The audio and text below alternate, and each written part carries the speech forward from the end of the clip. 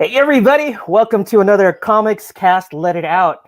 And today we have two special guests for today. First, my special host, co-host, right below me. Well, please welcome Alton Simpson from Vampires of New Jersey. How you doing, Alton? Pretty good. How you guys doing?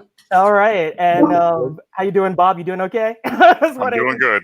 I want to introduce you my second special guest, which is Mr. Bob Herron, and he's right over there. Yeah, Brady so Bunch thing going on, so it's awesome. How's it going? Yeah. And so today, since I have two guests, I just wanted to this is kind of like a new thing right now where we're kind of like doing. In the past, we've done like writer and artist teams. This time, we're doing something a little similar to that. Alton Simpson is a phenomenal writer, and his IP is Vampires of New Jersey, and he's an old friend of Comics Cast. We've had him on many shows. He's co-hosted before, and through him, he introduced me to Bob, who is a cover artist for one of the issues of Vampires of New Jersey. So I want to welcome you guys both to the show, and I'm looking forward to hearing more about Vampires of New Jersey, and especially the artistic talents of Bob Herron. So thank you very much for being here with me. Thank you. All right. Yeah, thank you. And before we get into the whole introduction phase of it, I just wanted to point everybody down to the little scroller ticker at the bottom.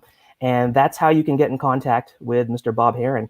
Check out his page, check out some of his phenomenal artwork, and you're in for a treat because we're going to live draw with Bob, as well as see some of his current projects, his future projects, things that he did with Alton. So it's going to be a great show. So that being said, I'm going to hand the mic over a little bit to Bob here, so you can do a little bit of give us a little bit of an introduction to who you are while I showcase some of your artwork. All right? Okay, cool. All right, so I'm Bob Herron. Number one, you said my last name correctly, which a lot of people don't do. Usually they say Herron or Heroin or something like that, and you were dead on. So that's cool. Good. So. Yeah, so Bob Herron, I want to be a comic book artist. I guess you could say I am a comic book artist because I'm working on my own stuff and everything. And I'm working on a comic that I am pretty much doing everything myself, called Tormentia, which will be a vampire comic. Think classic monster movie, Castlevania, little Evil Dead type things all splashed together. That's like what I like. But I've also done some fan art stuff, as you can see here with the Thundercats. I'm an 80s cartoon fan because I grew up in the 80s. And the classic D&D cartoon, which was one of my favorites. Actually, the story about this, Matt Reeves was one of the writers on Dungeons & Dragons for the cartoon. And when the series was canceled, he had actually written the last episode where the kids go home. Right. But they never produced the episode. So I found a script online, and for fun, I started making the comic from it. Wow. Yeah, just to have a little fun with it as a practice thing, learn coloring and such. So that's what I was doing there. Just so you know, like with the dialogue was actually Michael Reeves. Mm-hmm. And let's go ahead and go a little bit further here. So this is more Dungeons and Dragons thing. Yep, that's more with the Dungeons and Dragons comic. Actually, that's the page that comes before the other one that you saw, the splash page. Hey, it's no problem because it still all works and everything. Okay. And then that would be the third page. So yeah, things go out of order. It's no big deal. But again, I was working off of that script. To be honest with you, like I've never done that much working off of a script. I've done it before, but I wanted to practice with that and see what I could what I could come up with. Right. So this is like the unaired, like kind of like how Buffy the Vampire Slayer has like continuing adventures in the comic book. This is like the unrealized episode where the kids go back home. So if you guys are 80s kids and watch Dungeons and Dragons, I'm gonna have to actually hit Bob up to like get.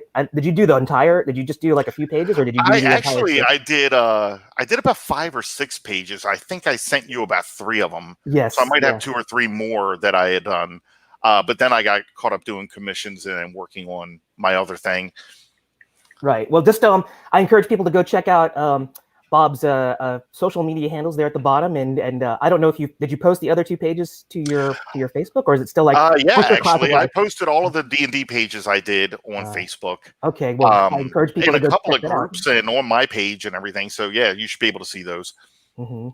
Now here is a blast from the past. If you're a Right. 90s kid, if you grew up reading Image comics in the 90s, this will be like a blast from the past. I'll let you talk a little bit about this. Sure. Yeah. First off, I did grow up reading comics in the 90s. I was a big Image fan. I belong to a Rob Liefeld Extreme group on Facebook, and every week they do a draw off. So the winner from last week chooses what the next character is going to be, and he chose Bloodstrike. So I went ahead and did that. And this was, again, every time I do something like this was like my practice drawing. This was like an hour and a half that I did one morning before I started working on my other stuff. Nice. And then posted it. But the really cool thing is Rob Liefeld retweeted that. So that's like the biggest thing that's happened to me. What do you mean? The biggest thing that happened to you is working with Alton, which we're going to get to. You're right. No, working with Alton. That's right. For his excellent book and everything. But you know, Liefeld in a minute. Right. It was. I don't know. It was wild because I've been reading and collecting stuff by Rob Liefeld forever and everything. So him doing that, I was just like, oh, that's awesome. I did not expect that. So that was cool. Sweet. Oops, I think it zoomed out a little bit. But here, this is another. I had such a treat seeing the artwork from this artwork that Bob sent me, because I am also, I don't know if this might be like a little bit of a cult classic if people remember what the series ElfQuest was. So big fan of the pennies. I think that's the way you pronounce it. But you want to tell us a little bit about that? I guess you're a fan of ElfQuest as well. Of course, yeah. I remember I was a kid. My friend of mine introduced me to it because he had the graphic novels and loved the artwork, and I loved the story. I was totally into it. Started collecting it myself. And just recently, about maybe a year ago, I found out that all of the ElfQuest issues are online for free to read at elfquest.com. Oh, yeah, you didn't know that? I didn't know that. No, elfquest.com, man, you can read them all. So, yeah, I went through the whole thing again, and then I belonged to a couple of ElfQuest fan groups on Facebook, and so I decided to draw a little fan art and throw on there. Yeah, and, you know, if you guys haven't noticed, one of the signature things that I love about Bob's art style is this really positive negative. You see like really rich, deep black areas and this phenomenal inking work. Excuse me, here. So just a nice signature style here. And like I said, I love ElfQuest, and I have to like go check that out now that you told me. So learn something new every day. It's been up for a couple of years, and yeah, so I like a year ago, I started going through the whole series again. Once I found out about that. Yeah, I know that. They've had like a lot of collected editions, as well as I think they had like a crowdfunding campaign where they talked about a lot of the background stuff, and like it was like basically a history of the whole franchise. And yeah, it's a phenomenal series. Definitely, I'm gonna have to fan art ElfQuest myself after seeing your art. That looks incredible. Cool. And you know, that was another practice thing I did. I think that one took about an hour and a half. What? Yeah, look, I'm a little fast, right? But I wasn't actually trying to do like the best ElfQuest art I could do. Like I was literally just doing something for fun and trying to do it quick. And I usually set a time constraint on me so that I don't spend 8 hours on one picture when I could be doing a bunch of pictures. Well, so I try to do it in that way. And then this was a warm-up project one morning. So yeah. Okay, this is a warm-up. So people get an idea when we get to the live drawing section of this. Probably going to be finished artwork that's ready for publication in the short time that we're going to be doing it. But I just really adore this art style. It's really cool. And now you're ready to go. I mean, I don't understand why you aren't doing more pro work at the time that you can bang the stuff out. You know, we can talk about that after we finish with this, if you like. But I've tried. Okay. So a couple years ago, I was diagnosed with a pinched nerve. The doctors called it suicide disease. What? I was out of work. Yeah. Apparently, like the pain is so bad that people tend to, to do that to get away from the pain. Glad to hear that, man. And I went through like a couple years of physical therapy, but like during that time, I was on like a medical leave. Right. And I decided to jump back into the art world now. to tell you the truth, my doctor and my therapist were telling me not to draw because that you was know, one of the you're hunched things. over a desk, and stuff like that. Yeah, exactly. That was where the condition came from. Oh wow. Yeah. So I started doing. I'm a big fan of Twilight Zone, Tales from the Crypt, Right. Tales from the Dark Side, all of those type of things. Mhm. So I started doing a short comic. I wanted to do a web comic. So I was. That's what this page is from. This should be like page 3 I to a got these book I did reversed. called Night Terrors. So let's go back. So you're saying that this is probably page. That's page 1 right there. Okay, let's look at where this. you're at. And so this is from a comic. This is a comic strip or comic sequentials from Night Terrors, then, right? So Yes, and also the first time I started working digitally. oh, So okay. I was actually learning at that time, like everything, because Photoshop is not a very intuitive it takes you a program while. It takes at you a while. all. Yeah, so I was learning everything. As a matter of fact, I think that these pages I actually drew in Sketchbook Pro at the time. Before switching over to Facebook, because Facebook had more of I'm sorry, not Facebook, Photoshop had more that I could use, especially with like adding word bubbles and such to it. Right. For somebody who says that they don't have as much experience in doing sequentials, I mean, look at this. I think it's phenomenal storytelling. I mean, if you were even to take out some of the word bubbles here, you could definitely see what's going on. But what I've said, I'm going to say it again, is that I love this really strong black and white contrast that we have here. It really communicates well, and that's one of the things that I was taken aback by looking at your artwork. Cool, yeah. Frank Miller fan. I love what he did with Sin City. That stuff was awesome. But I think also when I'm doing these like little horror stories, I'm always thinking back on the old Twilight Zone. So like, I think my mind just goes to black and white. like that's it. And then I just produce like a black and white image. I don't even think about like doing it in color or whatever. This should be like page 4 of the Night Terror thing. I could not show you more because after that page, it became pretty NSFW. Oh, no problem. But I think So, Alton wanted to say something. Go ahead, Alton. Oh, yeah. What does NSFW stand for again? Not safe for work. All right. Everything's safe for work. You know what I mean? Yes. And you know what? We're looking at this from a strictly art perspective. So I see that a lot too. The NSFW, or what are people doing, man? I know. It's like the time I worked at the Amazon warehouse and I saw what people were shipping. People are pretty nasty out there. I got to tell you that. I keep it clean for this show, but I'll tell you some of the stuff I had to ship, and you'll laugh. Trust me. Okay. Wow. Oh well, gosh, it's like anyway, it's like the art. Yeah, remember the children. Remember the art. Yeah, here we go. So this is so here we have a night. We finished up Night Terrors, and as we go from, and that was page 2 of Night Terrors right there. Now I totally have to should have got this is totally out of sequence. I'm sorry about that. It's not even a big deal because I don't think people are like reading it as you're flipping. But it's here, just again a style. I it's was a style. Yeah. Really trying to do a crosshatch thing. Yeah. Look at the level of like and detail here. I didn't feel like I pulled it off. If you look at like the other pages, I tended to just go in with like a 50% gray to add a shading, which I ended up doing.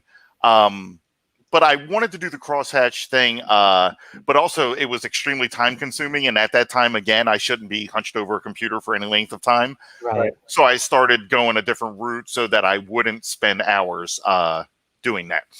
Yeah, well, I think when you're talking about going digital, not to take away from your art, but you could still do this level of things here. Maybe you just use do a custom brush, which has some of these elements already plugged into it. So maybe that could speed up the process. But I tell you, like, digital has, I think you moving to digital, which a lot of artists are doing, or at least doing both traditional and digital. There's pros and cons for both of them, and there's strengths and weaknesses. And one of the strengths is that, especially with what you described as this challenge, health challenge that you're dealing with, I think that going digital is great for you. And I figure you just find ways to use the tools that are available to you digitally to still allow you to be super fast, which you already are, but maybe you just develop a brush that allows you to do, I love like handmade hatching and stuff like that, but it's still art. You just got to learn, you just use the tools to create that art, right? Right.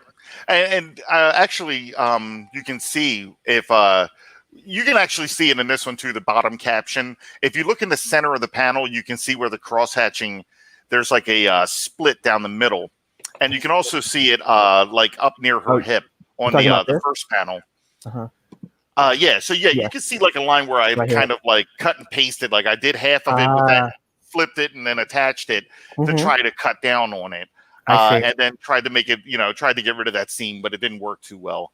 Well, you know what? It's sort of like I think everybody's their own worst critic. I don't know about you, Alton, but I'm still impressed with this. I mean, it's really beautiful work, Bob. Yeah. Thank you. I'm just wondering what I could write that you could draw. What I could write that you could draw just black and white, because my first comic for my movie Who's Jose Luck, the graphic novel, was Sin City style, so it was all black and white, but the artist was horrible. So we can get Bob to do. I'm actually good with color work as well. Yeah. It's just that as like a preference for me, what I enjoy, I think I just enjoy doing the black and white. Like that's a thing. But you saw the D&D stuff. I thought that was pretty decent coloring on there. Yeah. I did that. I mean, I'm the guy who, like, when I do this page, I did the lettering, I did the writing, I did. You're the man.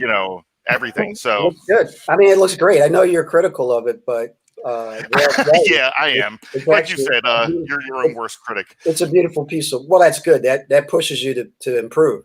But it's a great page. It really is. Yeah, Thank you. And I think that's the thing is that right. I mean, and you're talking about your your interests as we go into these next things and talk. You're a big fan of horror, and this is all leading to the parallel or the comparison that we're gonna, or the reason why Alton is also my special guest here. But we're gonna go into like the horror aspect here, and we saw this black and white, we saw this incredible hatching, and then we get into here. So who is Tormentia? Is that the way you pronounce it? That is the name of the book. But the character that you're seeing there for the time being, her name is Azireen, and she is a vampire. There is a reason why the book is called Tormentia. And I had a lot of titles in my head that I could have used, but felt that they were revealing too much too soon. Right. So I wanted to go with something. But basically, this is a book that I'm writing now. I'd love to do it as like a continuous series. I feel like I could go on forever with it. I had this great idea like 10 years ago, and I've kind of been like writing stuff down every once in a while until I came up with something I thought was really good. You could say classic vampire story, but basically Azireen here rises from the dead, has no idea who she is, how she came to be in this situation. And the story is basically her finding this out. So as the story continues, you're going to find out who this person is, how she came to be, a vampire. Right. And there are going to be like really big reveals to it. And but also I think why I'm calling it Tormentia is with a lot of the vampire stuff that I see out there now, like vampirism doesn't seem like what it used to be. It doesn't seem like the scary thing. It seems like all the cool kids want to be vampires, right? Mm-hmm. Yeah, sure.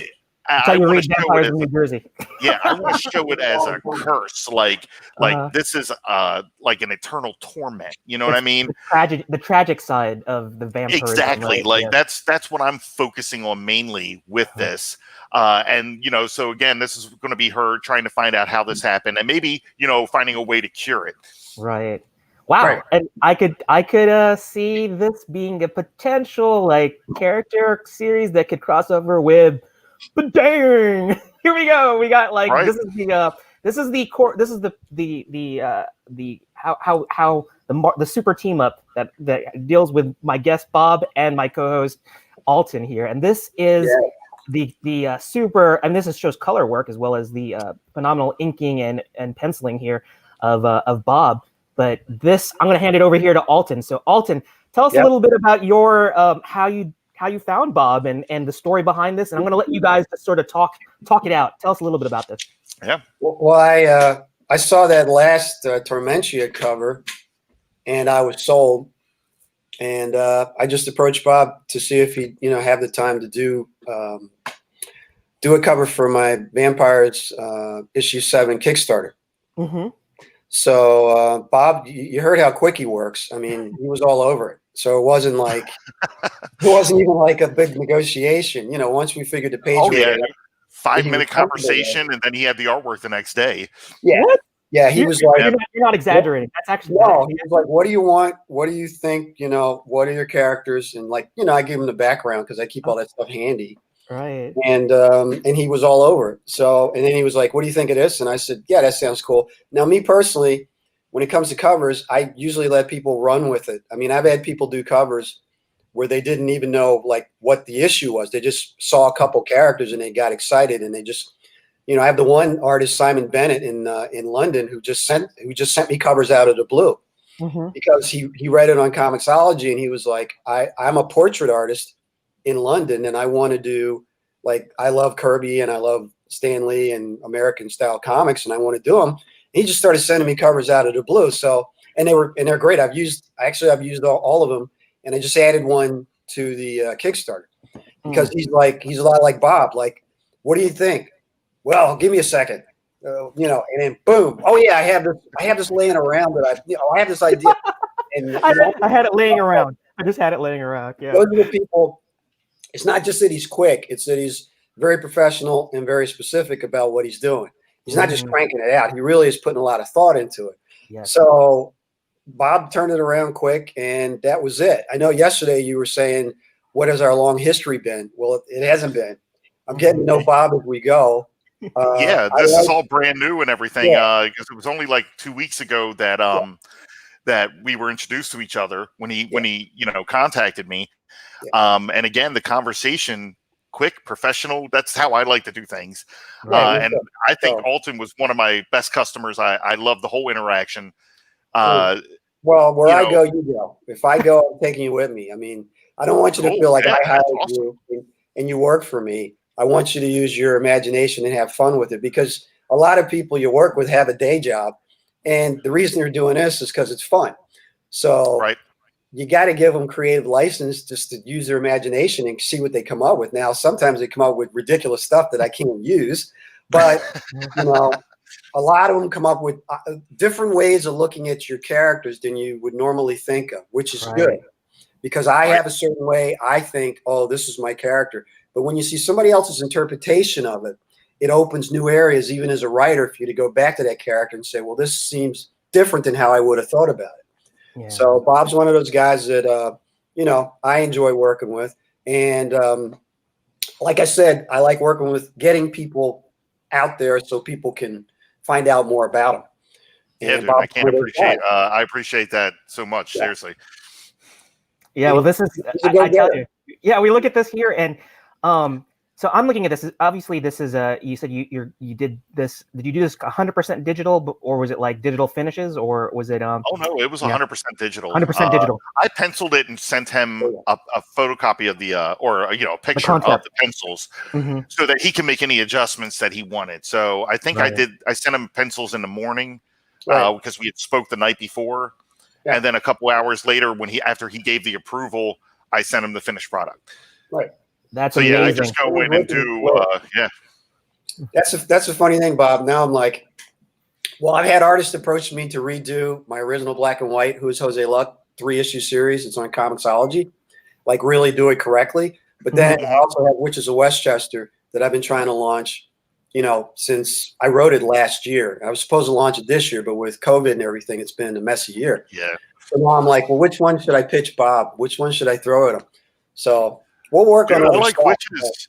That sounded cool. I heard you talking. I was watching your interview last night with Joe Tolliver. Yeah. And I heard something about that. So yeah, the Witches thing actually piques my interest. Okay, we'll talk. Yeah, cool. I think that. All right, I'm up for it. That's all about. That's what Comicast is about. We want to not only promote independent creators, we want to get that collaboration going on, the networking side of it. And you know what? I just got a message from my partner in crime, Joe Tolliver, telling me, check the comments. So I apologize. I'm so sorry. I got so involved with hearing you guys. But let me throw a link for Vampires in New Jersey Kickstarter, which is live right now, in the comments, if you could. We'll definitely do that. And in fact, let me go ahead and go through some of these comments here, because I know that there's a lot of people here. So we got Wendy, is it Stain Shanner? There's a Kickstarter link. Yeah. So Yeah, Wendy just threw it in. Wendy's my partner in crime, who's running a giant project right now, Comic Unity Con. And okay. I work with her. She actually helps me set up the Kickstarter and run it. I don't know how she does it. She's like 3 people. She's running that giant thing. She's working with me. She's talking to you. I mean, she's everywhere. So well, that's the kind of go-getter attitude I think that all independent creators have to have, because it's kind of like you kind of have to be your own like marketer, your own. I mean, you just have to do not only your day job, you got to like get hustle basically. And here we just have a whole slew of ones here from Wendy. It's like gotta go, but wanted to say hi and support. Wish I could be there. Hugs, guys. So like, there's some love here. So I'm glad that she is literally the wing beneath my wings. You're right. So that's great. We'll have to have a Wendy on here, and so she can maybe she can be on. She'll be less busy in the future. I'm sure she'll be happy to come on. Okay. All right. So let's keep on going through these. And these are some of the ones that I neglected because I didn't look at the comment stream, but it sounds here like ElfQuest is back. It's not quite back, but it's back because Bob made it so. So just check out that fan art. Bob is bringing ElfQuest back. Yeah. Right. Oh wait, and there was a follow-up question. Comment. Oh, ElfQuest is not back. One question. Yeah, he did. Let's see. Here we go. So, and here we got Joe. Yeah, heavy blacks and nice gray tone is so powerful. Yes, I mean that's exactly what I picked up on too. So Joe has the same eye and same with Alton. Looking at the artwork, that's what sold us on it. Being able to see that really powerful combination, and then the hatching, which you are so quick to dismiss, is still great. It's still really good. And here we go. This is I'm going to say this is a Let It Out alumnus. We got Marius Lane here, and he's basically phenomenal artist in his own right, and he's even talking about what I kind of wanted to lead into, which is because Alton comes from a movie cinematic background, and I think he has that cinematic eye, and I believe that's what he saw when he saw Bob's artwork. He goes, this stuff would actually translate really well. It looked like a movie poster for a movie I wanted to see. Yes. Again, that's a great compliment. Love it. It just spoke I'm a huge movie buff. I think when I was 6 years old, I wanted to be a director, but then ended up like being on the artist side. So, maybe that helps. Maybe it's a combination. Oh yeah, and here we got Marius, who's like I said, he's like picking up on all the things that we love about your artwork.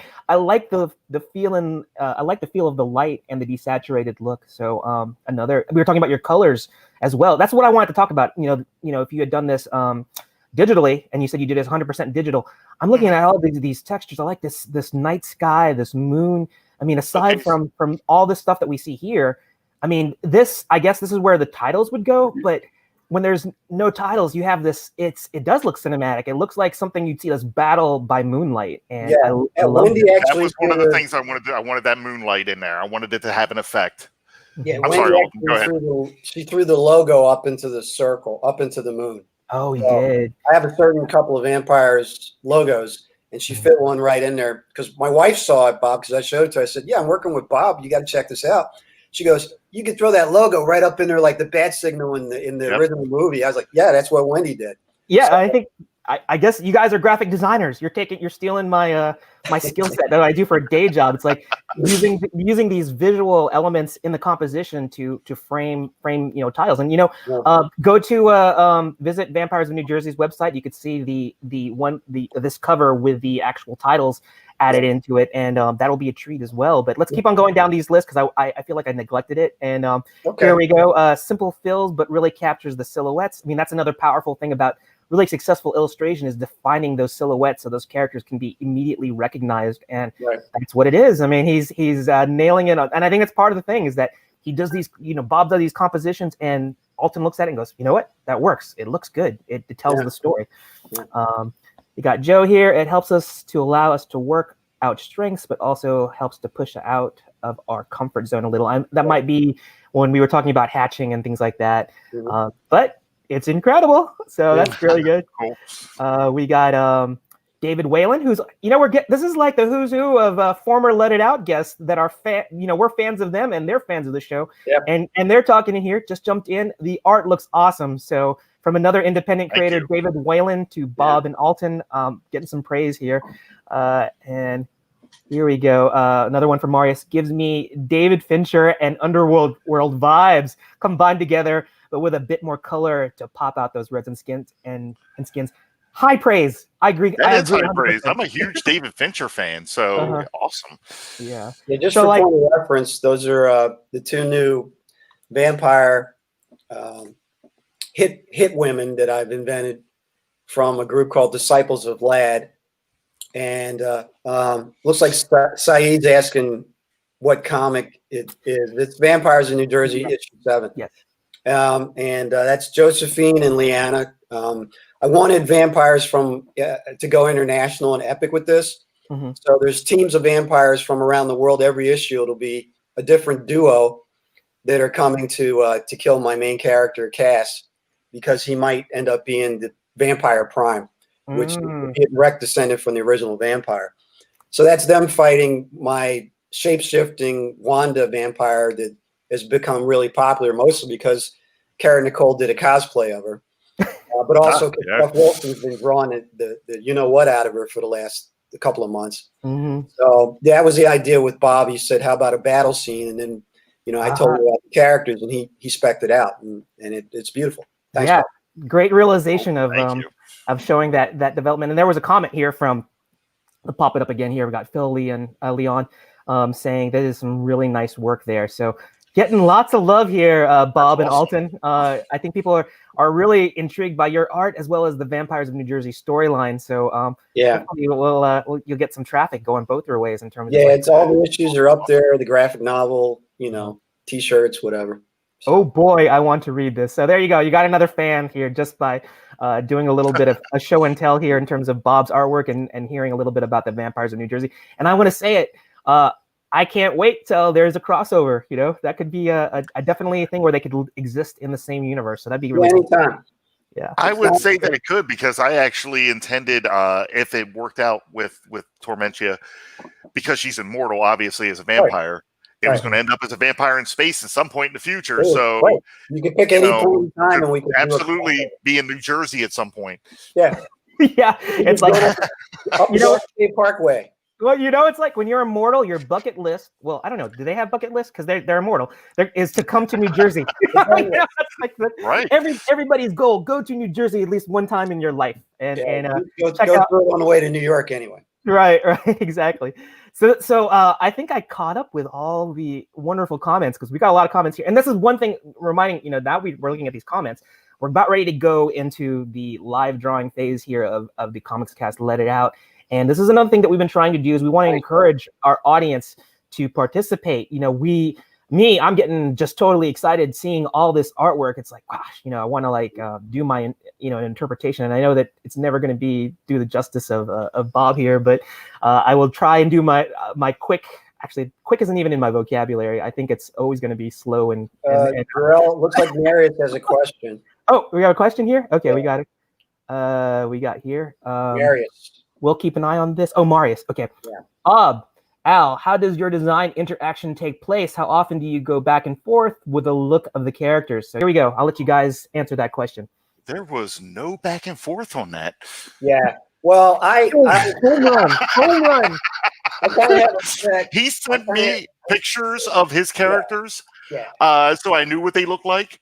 Again, I penciled out the poses and everything I was going to do to show the action. Sent him a picture of it. He said, "Perfect, run with it," and then I ran with it. That was seriously. It was home run. Yeah. Well, with me, by the time I get to the cover artist, my comic is done. I prefer before when I launch a Kickstarter that I actually have a comic in hand. So the characters were basically already spec'd out by my interior artist, Connor Cole. So when the covers, different artists, like with Bob, I kind of had, well, this is what the character kind of looks like now. You can stick with that, or you can try something different. Some of them did try different things, like CB Zane changed up the outfit of the one character, Leanna. So, but I let people go with what they go with. And actually, David Harrigan, who did Lady Death, I said, because he's got all that experience. When I work with these guys with experience, I'm like, well, I can't tell you what to do. But he was like, I kind of like the fact that the way they're dressed. It reminds me of another type of character that's a super cool, like ninja fighter character. Right. So people take what we do initially and they kind of run with it and do their own thing, which I like. Yeah, that's So, the beauty of Bob's right. I mean, it was like, and he shot it out. So that's the thing is that you I know, think this is the kind of I guess synergy you can kind of expect from independent comics, at least in this particular situation, is that you get that, you know, you don't have to go through layers and layers of bureaucracy and focus groups and editors and stuff like that. You get it's just the two of you. When you work with people with a lot of experience, they do have preconceived notions on how they want to do things. And I have worked with a guy. I don't even think I know his real name because he was using an alias, but he gave me his resume as, you know, having worked for Marvel, DC, and yada, yada, yada. And he was great as far as teaching me about how the big guys work. But then when we got into the cover, he was very opinionated, and he actually sent me a cover with the wrong, like, ethnicity of a main character. Oh, that's a major, like, right. But the way he said it was, I did it. I'm done. It's perfect. You don't have any complaints. And I said, look, it's a great cover, but my one main character actually is like this type of person. So you might have to change that. And we went back and forth on that, just on that cover, you know, for, I'd say, 3 weeks. So that can happen. Wow. You know, with that experience, he has his way of doing things, and he's not very flexible. So, you know, but I mean, it's hit and miss with people. Sometimes it's just personality. Bob and I seem to vibe the same way. Yeah. Yeah. Well, you're really loose. What was that? Oh, I'm sorry. Well, you're really loose with, like, you told me to run with it. You, like, I guess you put faith in me as an artist that I might come up with something that you would like. Well, and honestly, with me, I don't like being, like, tied down either. Right. Certain things. I like to run with something I might have.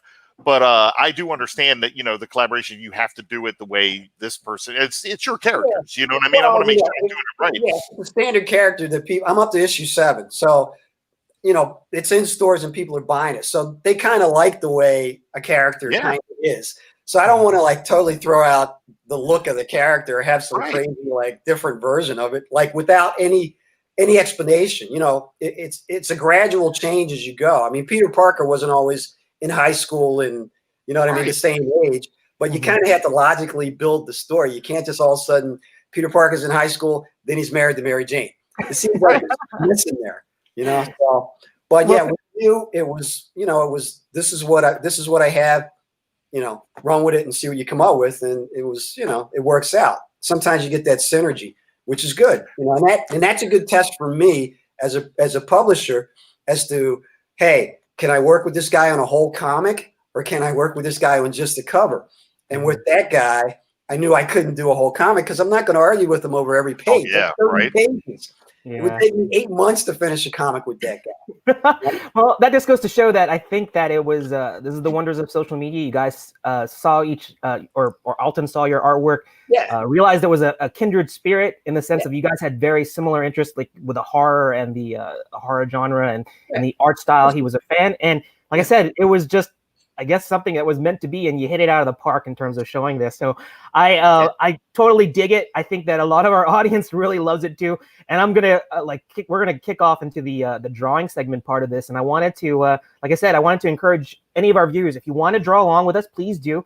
And if you just let us know in the comment section that you're planning on doing it. And at the end of our little drawing segment, we'll feature your artwork. And we just encourage that, because if you're like me, totally excited hearing these two creators like just go back and forth and talking about this exciting property, as well as what you got to see some of Bob's IPs, his intellectual property, his original characters. Actually, that's what we're going to show right now, his original characters, and that's where we're going to go into our our drawing segment. So before we get into that, I'm going to hand the mic back over to Bob here, and here we go. So let's tell us about this character that we are going to be drawing first. Oh, that's my my vampire girl. That's the star of the comic. That's Azireen. Again, was going for like a traditional type of vampire look. I have these thoughts in my head. I just want to get them out there. So yeah, main character right there. Now, this is not always going to be the look. This was just something I did with like a black dress this time. I think when I do a live draw right now, it's going to be a completely different outfit. So it's not, I don't want to do a character that's wearing the same thing all the time. So Yeah. I think it spices things up when they get a new look and everything. So Right. So there you go. Vampire chick. Yeah, so, right. So we're going to be drawing her, right? Sorry, I was taking a drink of coffee, so there was a little bit of dramatic pause. But before we get into it, I just wanted to also before we get into it, just give more praise here. Look at the textures he's creating with these screen tones. And I love you see these nice little hatch marks that are then here too. So anyway, I'm just gushing here, so it's good to see these really cool things. And as we get into that, exit full screen. Let's get into the drawing segment of this. And I'm here on the bottom, and right here, we have this main featured area because this is what I want everybody to see. I want everybody to see this really cool thing. So anyway, as we go into this, I'm going to lean on Alton here to sort of just be the man in the chair who's just going to be observing and kind of commenting, narrating, because I'm going to get I want to get kind of a little focused here and draw a little bit here. So please go ahead and just let us know what you think. We're going to start drawing right now. So here is the working title. Her name is it Azireen? Azireen. But that's a working title because you're saying it's not her real name. Okay. But it's a name that's going to be associated with her in the beginning before she finds out her identity. So we can look at that. Got to get the book. Right, exactly. You know who she is. But all right, let's get to drawing on this. And Alton, I'll leave it to you. You can just sort of ask questions. You can look at the comment section. Hopefully there'll be some people talking to us on YouTube as well as Facebook. But let's get the draw. Okay, here we go. And Alton is going to be our timekeeper too. So I'm going to put a lot of responsibility on him. He's going to be the guy who's going to say hammer down, pencil down, whatever. It's going to be. Are we just penciling or inking and such and? You go. Or I just do what I do in the time allotted, right? What's the time limit? I'm going to do with stick figures first. Every 15-minute increments, Jerel? Yeah. Let's go ahead and start. We'll start with 15 minutes, and we'll see where we're at. Give us a 2-minute warning. That's my little football reference, I guess, here for Sunday football. So let's get drawing. And Alton, go for it. Let's see. Okay. It looks like Marius is going to join you guys. Oh, great. Marius is going to join us. Said he has time to spare, so he's laughing about it, which is cool. Saeed is asking how we came up with this. I can't speak for Bob, but with Vampires in New Jersey, I was shooting a film in 2000, I guess it's 2010 now. Who is Jose Luck? And one of the days on the set, a guy came in and he was raving about True Blood. And you got to see this show. It's crazy. There's all kinds of wild stuff going on. And I was too busy to actually watch the show back then. And then, later on, I got the opportunity. Somebody gave me the DVDs, and I saw that True Blood was based in the South, which was very good, very Southern Gothic, which actually is like the backbone of the whole series. And I love that, actually. I like the way they weave because the vampires have been around so long, they weave one of the main characters into the Civil War, which I thought was very well done. But I saw that they were Southern, and I thought, well, what if those characters showed up in New Jersey? And what would a guy like Tony Soprano do? So that was kind of the impetus for, for Vampires in New Jersey. Looks like Marius has a question. What's Azireen's distinguishing features? So what would you say, Bob? The hair, the curly hair. Yeah. It's like I added a lot of traditional looks, like the Widow's Peak, because that's like a traditional vampire thing, and that's kind of what I wanted it to look like. But the big curly hair, like you don't see that on a lot of characters, especially when it comes to vampires. You usually have the straight look. That's true. Now, I'd say the ears too. I think that's a distinguishing feature as well. She has the right. Well, the ears are not always there. The ears are when she's becoming vampiric. You know what I mean? So that's when it takes on like a bat quality. Right. Like maybe when she's like super hungry or something like that. Right. She vamps out, right? Exactly. Cool. Yeah. Yeah. Yeah, that hair is very distinguishing. You're right. Usually it's short and straight. But Joe also says drawing cool bats isn't easy. Yeah. But you did a good job with that, Bob. Have you done a lot of horror comics or this type of thing? You know what? Just my own stuff. Okay. That's it. So you could say, you know, a lot. I don't know. I usually actually do probably fantasy adventure stuff more Right. than everything else. And what part of the country are you located in, Bob? I am in Maryland. Okay. Oh wow. We're all relatively close. New Jersey, Maryland, Virginia. So Yeah.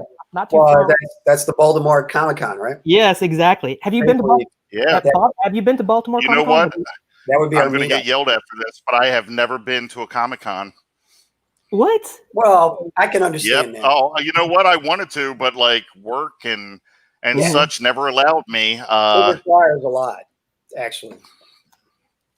I mean, to go to one. You know, yeah, it is. And then you have to kind of you got to kind of weigh in terms of the pros and cons in terms of recouping your costs, because some cons are very expensive to get a table to exhibit, and you know, and then you have to talk about logistics getting there, and then of course, you know, having prints or having you know, if you have sketchbooks or prints or posters, you know, it's a big logistics can be a nightmare actually, because Mm-hmm.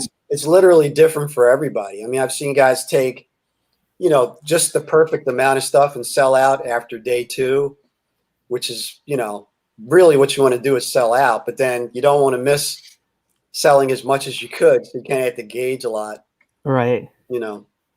But cons, I mean, when I was a kid, we didn't have cons. We didn't even have comic stores. So having cons now is kind of a blessing in a way. Because what's up, Faye? Faye is here. She says, "Hey guys." Oh, Faye. What's up, Faye? We miss you. Tell everybody hi and miss your beautiful face too. Faye, your work. She does some amazing. In the back of Bob's head. Yeah, well, Bob's got a nice back of the head. Yeah. Focus on the artwork. Sorry, guys. It's okay. We want you to look at the art. I'm doing your thing. That's just the nature of this camera angle, which is I'm glad that we have we can showcase his art, his digital art in a bigger screen. So that's fine. Yeah. Don't worry about that, Bob. We like the back of your head. Yeah, it's beautiful. Faye, no problem.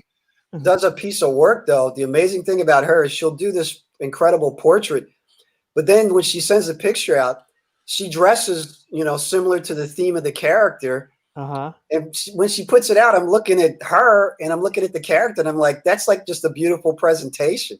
You know, it's like if Salvador Dali dressed like something he drew and stood next to it.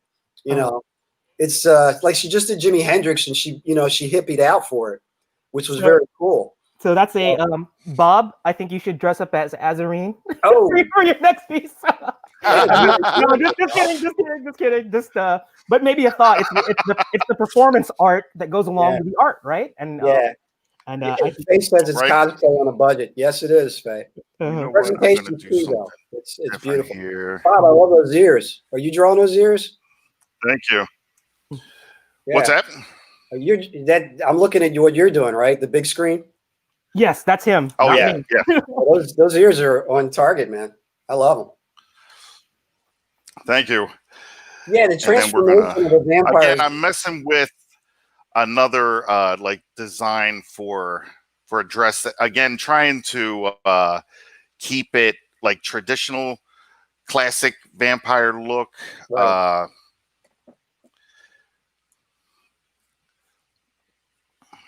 Yeah, it's interesting with vampires though, because you have so many different phases of their transformation you can play around with, you know, as far as how they look normal, and then, you know, when the teeth come in, and then when they're enraged, you want them kind of frightening, but then, you know, they're seductive too, so you kind of want that sex appeal in there, and it's a lot of different levels with a vampire. I think that's one of the reasons I picked them as a, you know, character for that first comic story. I just thought there was more. It wasn't just like, you know, Frankenstein has basically 2 levels. Either he's calm or he's angry. But with vampires, it's all different spectrums of what you can do as far as, you know, how their emotions would make their faces contort or do whatever they have to do. Yeah, and I think that's when I think that What's up, Ed? Ed Williams says hi. Oh, hey Ed. But I was gonna say that what I think Bob was talking about in terms of bringing like the tragic side of being a vampire. I think that's kind of cool. Just like it's like sometimes you see a vampire movie, and I won't name what vampire movie those are, but it's all glamorous. You know, they make it seem like, oh, it's so beautiful. Like, you know, I want to be a vampire. But I think that's kind of the thing, is that with these type of vampire stories that Alton is writing, and the things that I think that Bob is chiming in with his characters too, is that is showing that tragic side of it. And I think that's what makes for a great story, is that you want to show it's not all roses, right? Right. I think Joe just said they're the ultimate sexual predator, which is true, because they attract whether or not you want to be attracted to them. They have that thing about them, you know, from the original Dracula. Right. Faye wants to know, is this Clip Studio and what software you guys are using? I'm using Photoshop CS3. Okay. And I'm using number 2 pencil versions 2.0. I don't know. I guess I'm just doing traditional right now, but there you go. Yeah. So, but yeah, I totally am digging this whole. Joe says we better speed up because Bob's on fire. Oh, well, you know me, so here. So, and it's not about me anyway. It's all about Bob. In fact, I'm trying to resist. Well, you know look, I'm going to go ahead and say this. One of the reasons I do digital is because it's so much faster than doing traditional. Right. Right. So. Well, you know what? I wanna like just stop and watch you, because this is what happens when I have guests on here, is that sometimes I just want to not draw, and I just want to like look, and it's always a treat to see where they take it, you know, because I get a preview of what their style is, and I don't get a chance to, but I'm a fan too, and I want to see the creative process. So people that are watching it, soak it up. I mean, you get to see, especially from this, when you get to see an screen isolation from a digital format, it's great to see something materialize out of, you know, kind of like nothing. It's just, you just see a blank white canvas, and then and you see that magic happen on screen. Yeah, Faye says she's so much slower with digital than she is with traditional, but I think it's whatever you're trained in, you know. She says it's probably confidence. Well, if you did more, you'd probably be better at it, Faye. I mean, quicker, you know. But I mean, it depends what you come out with. I mean, you don't want to be quick and make a mess. That's what you're doing. I mean, I could write a script super quick, and then it could be junk. You know, so everybody has their own process. I think that's the one thing I like about artistic people. We all have our own different ways of coming up with what we come up with. And some people, it might take longer, but then when it comes out, you're like, that's incredible. I've never seen anything like that before. And then other people just got it like Bob, where he can just crank it, right? Which is cool. You know, different ways of getting to the same place. As long as it comes out with the quality that you were looking for, that's what counts, you know. Speaking of no quality, did you check out my videos yesterday, Jerel? I did, and I'm gonna give They're crazy, aren't they? I tell you, you know, if anybody here is watching us right now, and you're in for a treat, go look at the old the ART from yesterday, the Artist Roundtable, where Alton. This is a double dose of Alton for this weekend, and he shows about his multiple talents. He's a musician. And you gotta check out his music videos. The guy plays a mean bass, but he's a superstar music video, you know, actor. So check that out. Yeah. Very, very, very talented. Well, you needed something to promote in the early 2000s. You know, when MySpace and all that hit, you needed something to kind of promote MySpace. What you're doing. Yeah, that shows our age, right? Well, yeah. MySpace. Remember that? I don't think many people, the younger generation, we'll have to look it up. Yeah, look it up. But yeah, I encourage all of our viewers to check out Alton as the what was the name of your band? Industrial Funk Union. Oh yeah, Industrial Funk Union. Yeah. Well, what I liked was I always liked Nine Inch Nails. And I always liked Prince. And I said, what if Prince fronted Nine Inch Nails? What would that be like? Oh, so that's even a deeper. I didn't know that actually makes complete sense in terms of that. Was the original idea. But then I played in a lot of bands in the 80s, and I have a rock and roll side, like a rock side. And then I went to a lot of industrial clubs in the 90s. So I have like an industrial side. So then I started kind of splitting the two sounds, releasing 2 albums at the same time. Okay. But my claim to fame is my music being used for a commercial on YouTube by an Indian company, and it was streamed like 500,000 times. That's my claim to fame. So basically, okay. So we got Bob, Wow. who made contact with Rob Liefeld, and then we got, this is probably Alton is probably being really humble. He's probably like a mega Bollywood like star, music Bollywood star. Yeah, you know what? I actually think I am, because I noticed on my movie page almost like not 90%, but like 60% of the people were in India. So when the movie started streaming on Amazon, I was like, well, I got to get into India, because it seems like I have a ton of fans there just in general. But it was very hard to do, because Amazon Amazon and Netflix cut deals locally with every country. So it's kind of like they cut a deal with Bollywood to feature Bollywood, not to feature American so much. So it was like hard for me to get in. But yeah, something is going on with that, because if you look at I have like 30,000 people on the Vampires in New Jersey, supposedly following that page. Right. If you look at the names, it's like almost everybody's from like, different parts of India. So maybe I'm a big star in India. I'll have to go there one day. Yeah, you probably do. You know what? You need to like come up with an alias. Yeah. Some sort of stage, your acting name, your stage name, like I don't know, everything's under different names. Right. So I wanted to know if this is a graphic novel or series. What you're looking at right now is Bob's character. And Bob, is this a series? I would like it to be a series, but I will say that the first 4 issues that I was doing could just translate to a graphic novel for the introduction of this character. Okay. Yeah. And it could be a complete story. So like if it doesn't go any further or whatever, it'll still provide you with something. That's good. That's good. And my stuff is actually separate from Bob's stuff for the cover he did for me, and it's Vampires in New Jersey. And I do have a graphic novel, the first 3 issues, and it is an ongoing series. And my Kickstarter is at uh-oh. That's India calling. Oh, is that it? Guys, hammers down. We're done. What? Oh, you didn't give me a warning. No, I forgot to give It wasn't perfect. I was trying to go back in and clean it up. Let me at least I'll put give a you a warning next time. I'm sorry. No problem. Let me just put I think there's some things aren't symmetrical. It's bothering me. Yeah, same here. It looks really fantastic for that, rush job work you just put in. I mean, it's beautiful. And to be perfectly honest with you, this is what my pencils just usually look like. They look crappy, in my opinion. And then when I go in and ink, I fix all the things I know I did wrong in the pencils. Well, yeah, you can go which back. Which is wild, but it's usually what I do. I mean, that's very well pulled together quickly. Wow. Yesterday, I laugh at my own jokes all the time. Don't worry about it. It's not like insanity.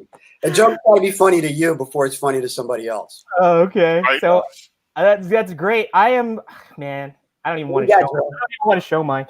But let's just pick the wrong guy. No, that's not fair. You got to show yours. I mean, awesome. So awesome. You had a great pose going on there. You were doing arms and everything on it. I don't know. I was like thinking pinup style, and I've been trying to get away from pinups, but I like it's like she has she has a sexy nature to her, but it was one of those things that. But so anyway, so let's get and I know that Marius said he was drawing along, but Marius, when you're done with yours, I know you're a quick artist yourself, but if you want to like just you can send it to the general Facebook chat, and we'll feature it whenever you're ready. Just go ahead and do that. Cool. But so Alton, give us a 2-minute warning next time, so I can just go in and like. All right. And fix some imperfections. I got to lower her ears a bit. I'll set the alarm twice. I need to fix the eyes up. I'll set it once for the 2-minute warning, and then I'll reset it for the last 2 minutes. So okay, no problem. That's cool. Once I start talking, as my wife would say, I'm off in my own world. So sorry. That's no problem. You're good. We want that kind of like. I mean, that's the whole thing about the beauty of Let It Out. Is it's unscripted. We just sort of like I use the. Jerel, can you explain how to share again? Marius says he's done. He wants to share. Oh, send it to Marius. Send it to the Comics Cast chat, general chat area, in Facebook and just post your artwork there. We'll grab it and then show it from that. So just do it that way. At least I think that's the way that we did it in the past. Yeah. But I think that's the easiest way. Or you can email it to me if you haven't. If you decide to do that, just let me know that you emailed it, and I'll definitely. Yeah, Joe says send it to the Comics Cast Messenger.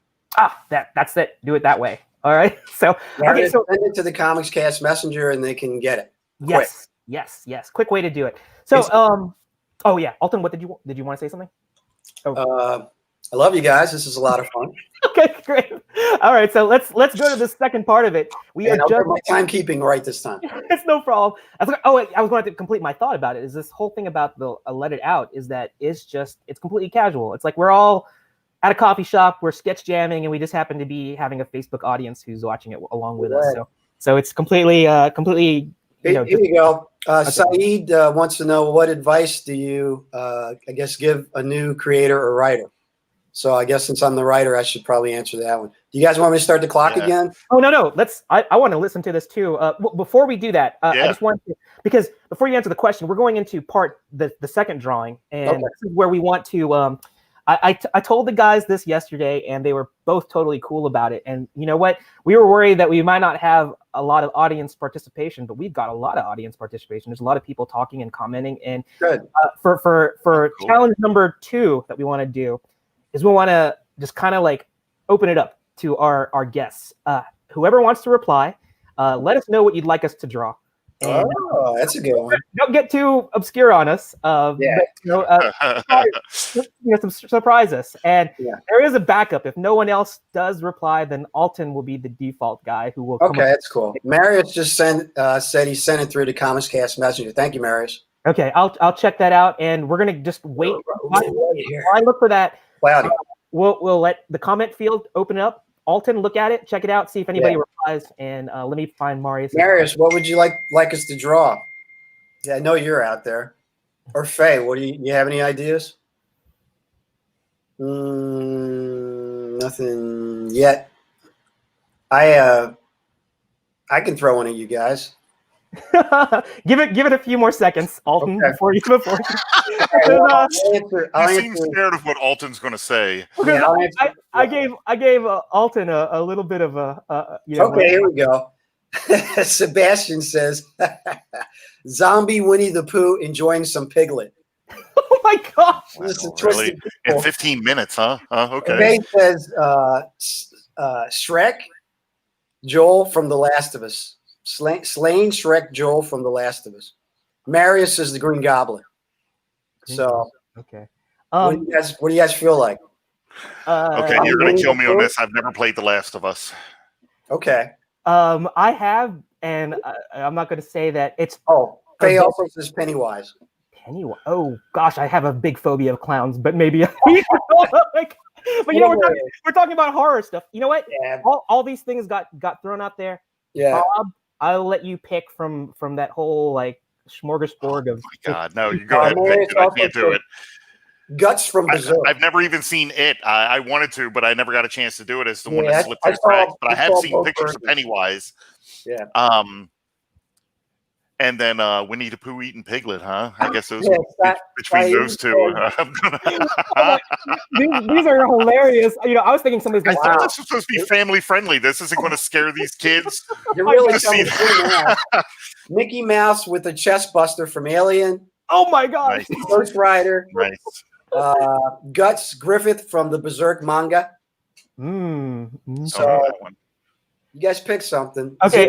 Face is a xenomorph, so probably the alien from Aliens. Okay, I'm gonna like I said, Bob, you're our guest. Well, both of you guys are. No, you go. You choose. Seriously, I'm good. You pick. What? No, I can't pick, man. I can't pick. I'm serious. Maybe Mickey Mouse with a chest burster. How about that? Okay. Traumatize these kids forever. Okay. Wins. Okay. Marius could throw in Blue's Clues for family friendly, so you have an out. Okay. Mickey Mouse with a chest buster sounds hilarious. So Mickey Mouse. Yeah, exactly. Which Disney does own Fox now, so That could be a Right. t-shirt. That is the crossover they're able Yeah. to do. That's right. Yeah. They can do it. They can do all kinds of twisted crossover. You know they won't because of their image. But Okay. All right. Before there's somebody like you, Bob, sitting in Disney right now who's been working there years. It's like sitting there looking at all their IPs, going, "Oh my God, I could do Mickey Mouse." Getting all these twisted versions. Yeah, you know what? Whoever suggested that, make sure you go to the patent office or the copyright. Make sure you get that copyright. Because, Right. somebody, Ryan Silverbacks is here. yeah, right. Okay. Before we get into that drawing challenge, which is going to be Mickey Mouse with a chest burster, which I have no idea how I'm going to do that. I wanted to share Marius's draw along with us, and he definitely showed me up. I'm just going to check. Let me. Yeah, Faye. Blue's Clues is American. So let me. Nickelodeon. That's one of Faye's questions is she thought Blue's Clues was British. Oh, okay. Let me actually. How come? All right, here we go to share screen application. So, bam! Check this out, Bob. Yeah, lots. Oh wow, awesome! We talking about Marius killing it here. Whoa. Gorgeous. So we got some fan art. Very nice, art Marius. for Azireen. So Ghostface, yeah, that would be easy. Yeah, that's awesome. love it. Yeah. Okay. All right, here we go. So let's get Dora the the Explorer. okay. Start the clock now. All right. Okay. So we're gonna Mickey Mouse. Mickey All right, Mouse chest ready? burster. Set, go. Oh my God, what do I do with this? This is just Yeah, Faye, what happens with a lot of American things is they contact each country and then they create a version of it for that country. You know, I believe there's a Seinfeld or a Everybody Loves Raymond in India. It's like their own version. I'd like to see the British version of Blue's Clues or some of these other shows, though. What? You got carried away? Well, that's fine. Faye, you can get carried away all you want. We appreciate it. Yeah, Marius, great job, man. That's really beautiful. yeah, phenomenal, phenomenal.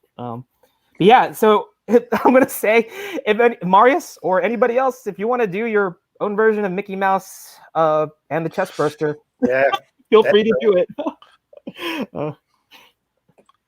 But yeah, I feel like I might be drawing Sonic more than Mickey Mouse. I don't know. I don't know if I've ever. I'm trying to remember what Mickey. I know what Mickey looks like in my head, yeah, but I've never drawn him. Right. So like, what I'm trying to, and then there's the whole expression. You know, I always know him smiling, and I can't imagine him smiling as a chest burster's coming at him. right. Actually, All in the Family was Faye and I are having a conversation about U.S. and British versions of things. Mm-hmm. I believe All in the Family was originally a British TV show before they bought it here in 1970. And I think Three's Company was a British show. I think Know that. Sanford and Son was Steptoe and Son. That was a British show too. I knew The Office, the original Office. Yeah, she mentioned The Office. Yeah. Yeah, I remember that. Ricky Gervais's version is It's acerbic. You want to hear something funny here? This will crack you guys up. So, Scooby-Doo actually premiered 51 years ago today, what? and I was watching. Uh-huh. Hate to say that, but so just recently I turned on my streaming channels, and Warner Brothers finally decided to release a bunch of versions of Scooby-Doo because every 5 years they do different versions. Uh-huh. So they actually did, when I was a kid, they did Scooby-Doo crossovers, which is to say they had an episode with whoever was famous at that time, I guess 1972. They had Sonny and Cher on Scooby-Doo. They had the Addams Family on Scooby-Doo. They had Don Knotts on Scooby-Doo. Uh-huh. So with the new versions, I turned on, and they had Scooby-Doo with Ricky Gervais.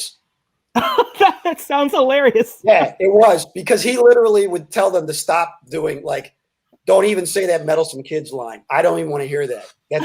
Like he was constantly mean and insulting to them, and it was so funny. He was like himself, but he was in a cartoon. But he was busting them out left and right. So it's very funny. You would never think Ricky Gervais and the entire Scooby-Doo group solving a crime. Uh-huh. I think the crime had something to do with his cat in his house, who he was building shrines to. So I'm gonna have to look that up. Is that on YouTube? It's like eternal. Uh-huh. It's kind of weird, I'm trying to think of some of the other crossovers. I know Wanda Sykes was on an episode. Penn and Teller. That episode was really good, actually. It was in Vegas. Uh-huh. but it's all like with famous current people that love Scooby-Doo. Whoopi Goldberg was on. So yeah, you guys should check that out if you want. I think it's still on. It's either Netflix or Amazon Prime. Yeah, I'm a big fan of Scooby-Doo.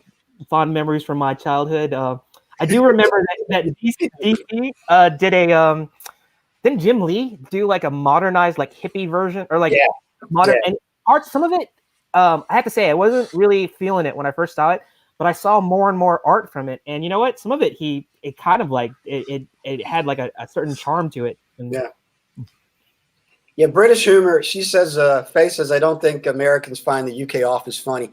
Well, you know, I actually liked it more at first. I thought that because I saw it first. Yeah. So I thought the American version was such a ripoff. Yeah. And it wasn't until like because I think the Office for the UK version was only around for maybe 2 seasons. Yeah, they don't do many episodes over there. Yeah, and I think once you became endeared and got used to the American versions of the characters, right? And then they started doing their own material, because what happened is like when you watch the first season of the American Office, they use the same jokes or like similar jokes, and it's like, oh, it's not as funny because you saw it already. Yeah. And I think it's when they went beyond what was done in the UK. That's when it really took off, you know. Right. Faye says she actually has a Scooby-Doo. She never released the painting she did. Oh.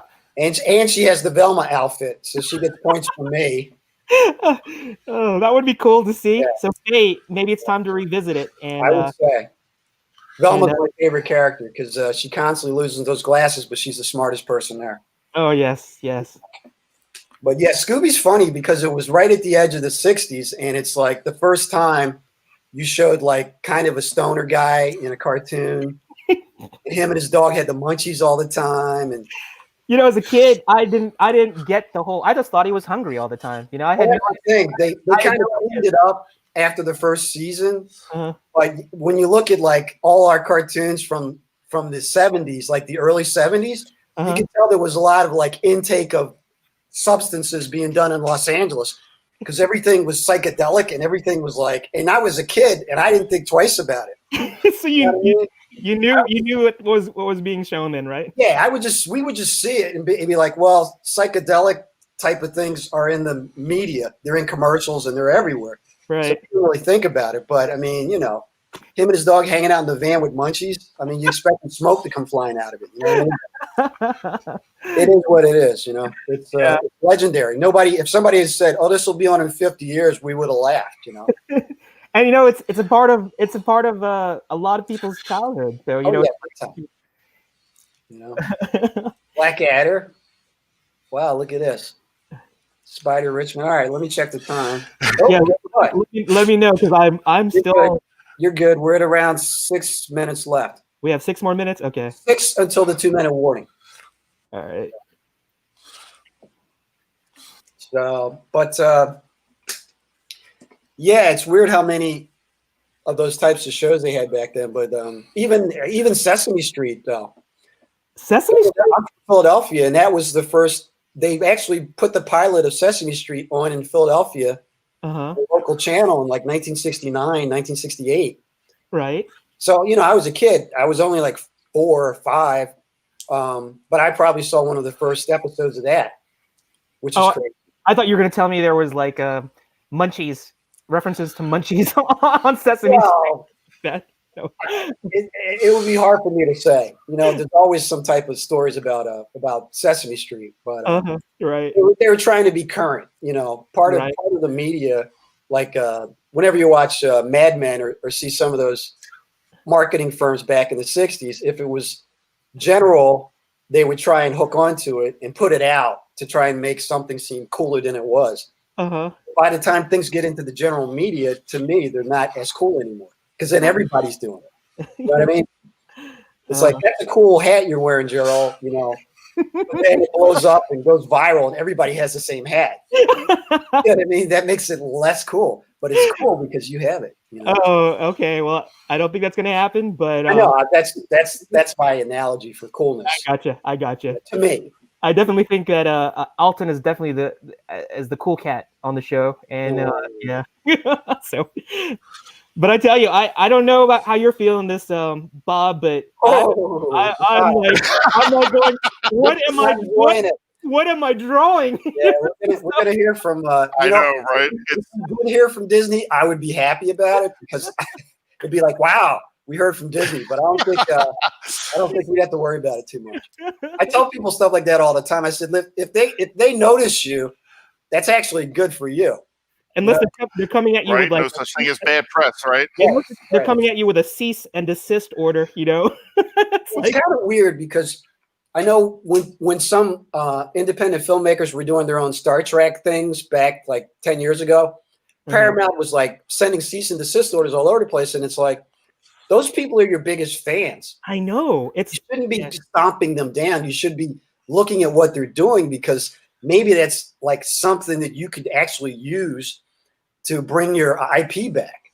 And it's a good thing you mentioned that. We're talking about independent creators and like coming up with stuff. And of course they're using another IP, it's not their IP, but I've seen some, and that's the wonders of internet and the technology that's out there, is that there are so many like really good fan like movies that are out there. I mean, it used to be, it looked low budget, but with all the computer special effects and the talent out there, it's a lot of people, what you can do. Yeah, and I think that's definitely a trend that we're seeing, is that you see a lot of really good fan movies, fan fiction. Yep.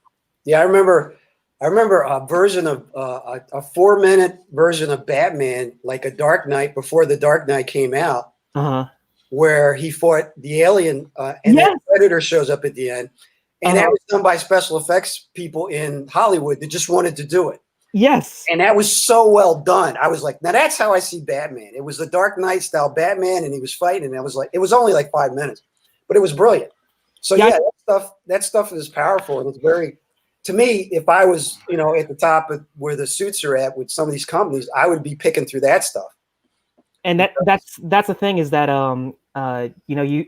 some people say that some of the movies that are coming out here are ripoffs of some of these concepts that even fans, came up with, which I guess is kind of a flattery, I guess. In a way.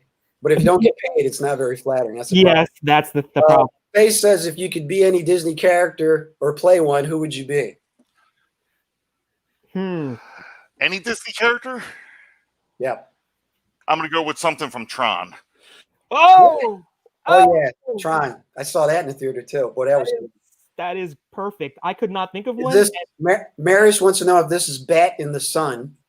Yes, I think it is Bat in the Sun. And I remember we were talking about Baltimore Comic Con, and when you talked about that scenario, it's like I remember buying a DVD, a bootleg DVD. I think of that scenario of that Batman versus Predator versus Alien.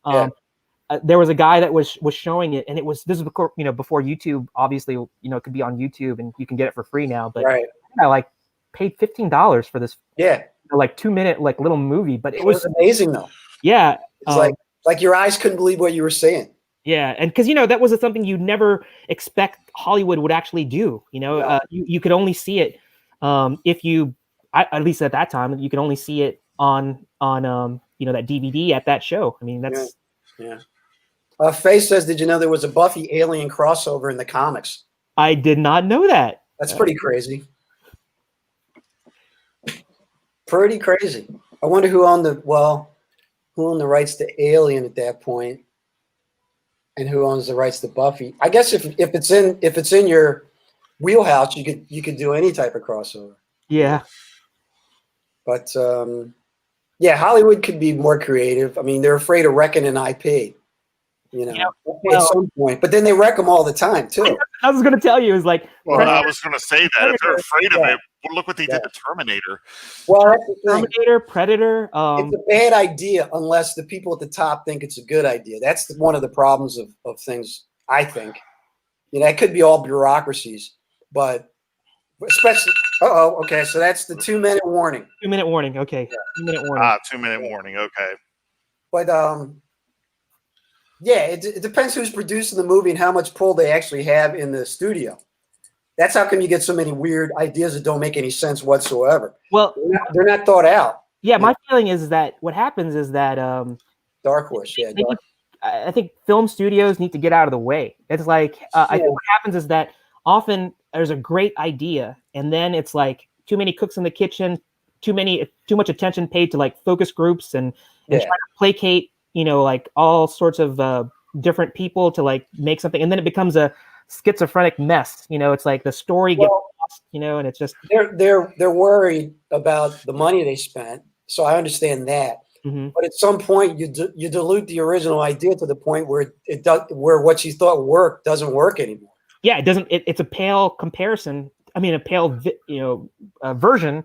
Right. The original concept was right, and not every writer like a guy like Tarantino.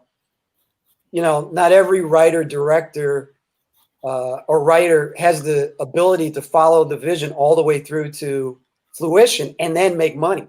Yeah, it's very rare because I'll write it. Bob's got the money; he's the producer, and you're the director, Jerel. All of us see things a little differently, right? I mean, whereas a guy like Tarantino or Scorsese or any of those guys who have earned their way through, they come up with an idea, like Once Upon a Time in California, and they can carry it all the way through. And then you get it and you go, well, this is like nothing else. Well, it's like nothing else because you didn't have all those suits and different people diluting it as it went along. Yeah, I agree. Right.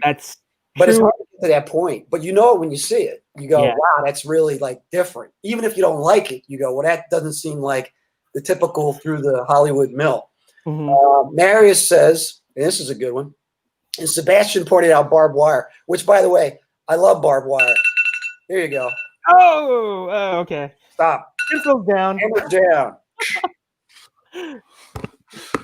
I actually have a Pam Anderson story when you guys get the time. Oh my gosh, look at that. Poor that's great, Bob. If I didn't think it would disturb so many people, I would put that on a t-shirt. That is so it's so disturbing, but I like it. It really is. I put there's a heart there, and then the intestine and everything here. Like I don't know why. I guess I'm that person. I took it too far. You got the skills, dude. That's just amazing. I took it too far. Incredible stuff. Oh, I love it. Okay, so what do you got? Let's show mine, which I don't know. I don't draw. It's good. It's great. It's great. It's the same concept I was doing. It's the same thing. I like his lip. I like his this doesn't seem right. Like what? It's not heartburn. This is a little bit. Right. And so good, man. I had to think who came up with this idea. I want to for this. I have to go back through this, scroll through. Yeah. Wow, you're getting a lot of comments, dude. I had to say that this probably was one of the funnest Maris, one of the funnest live drawing things I've ever had to draw. And I never in my wildest dreams would I've ever thought about Mickey Mouse and an alien crossover. Yeah, that's true. But fun stuff. Yeah, it is. And Alton, if you want that on a t-shirt, let me redraw it. But I think there were probably a lot of people that would want to buy that. I mean, I think it'd be kind of cool. Okay. And I have to say that the intestines were a nice touch. I think that was I go too far. Yeah, because he did. All right, that was my man Saeed. Mickey Mouse with Chestbuster from Alien. Okay, Saeed, you got some special attention there. So very, very cool. Yeah. Okay, so had a lot of fun with that. Did anybody? I don't know if anybody did. Anybody draw along with us? Doesn't look like it.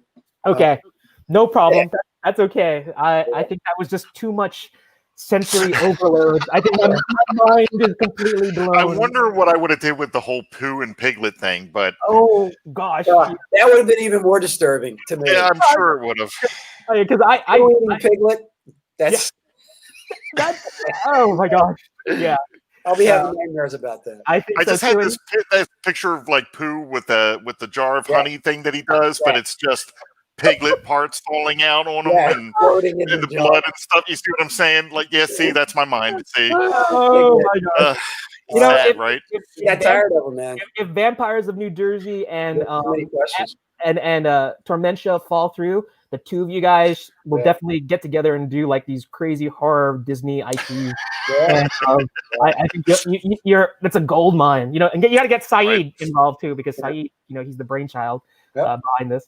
But that being said, this has been so fun. We're approaching an hour and a half, but it doesn't feel like it's been that long. No, so, it doesn't. Yeah, so let's move to our third drawing challenge, and let me go back to sharing my screen here. So I'm not saving this picture, by the way, guys. I'm just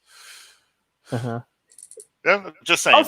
No, save it, because we'd like to. You want it saved? Yeah, save it. We're gonna. You have to save that. I didn't even save the other one. I threw the other one out. Yeah, save it. I should have told you to save everything, because we want to be able to like continue to promote you and show it on our Facebook and Instagram page, even if it is little. But anyway, okay, let's hold on. I'll just minimize that and then save it for another time, and then please do. I will. Well, luckily, actually, I did a doodle while I was waiting for you to get on, so I do have this. Right. Okay. Which was a thing almost the same thing I did before. So okay. For the draw, we'll because we want to be able to memorialize this whole experience that we're going through right here. But as we go into our third drawing challenge, we're going to revisit another character from the universe that exists in the mind of Bob. This is another original character. So let me go back to that PDF, and here we go. So we drew as the working title Azireen, but let's go to the second one. And if you guys knew, if you saw the Facebook event reminder and of course the Comics Cast banner, we featured artwork, to talk about this particular event. And now we have Scarlet Red here, and we do a pre-show beforehand, and just to get to know people and our guests. And I was talking with Alton, and we were talking about this particular character and how she has, I'm going to say, a very striking silhouette. And in terms of like just, I'm talking about that in a very, I'm talking about this in a very productive way, because we're talking about just, in comics, I think we tend to see the idealized body forms, whether it's male or female. It doesn't matter. I mean, I think that we're used to seeing the Arnold Schwarzenegger type male heroes, and then of course we get into the whole, I'm not going to go into the whole like body shaming or like whatever idealized female form that's out there, and then it can be hypersexualized and things like that. Now, that being said, when I saw this character, Scarlet Red, is that she does have a very striking silhouette, but it's not like over the top. I think that we can see this is not a typical body type here, and this is what I'm going to leave this, throw this back over to you, Bob. Tell us a little bit about the character design that went behind Scarlet Red, why you wanted her to look the way that she does, and of course who she is.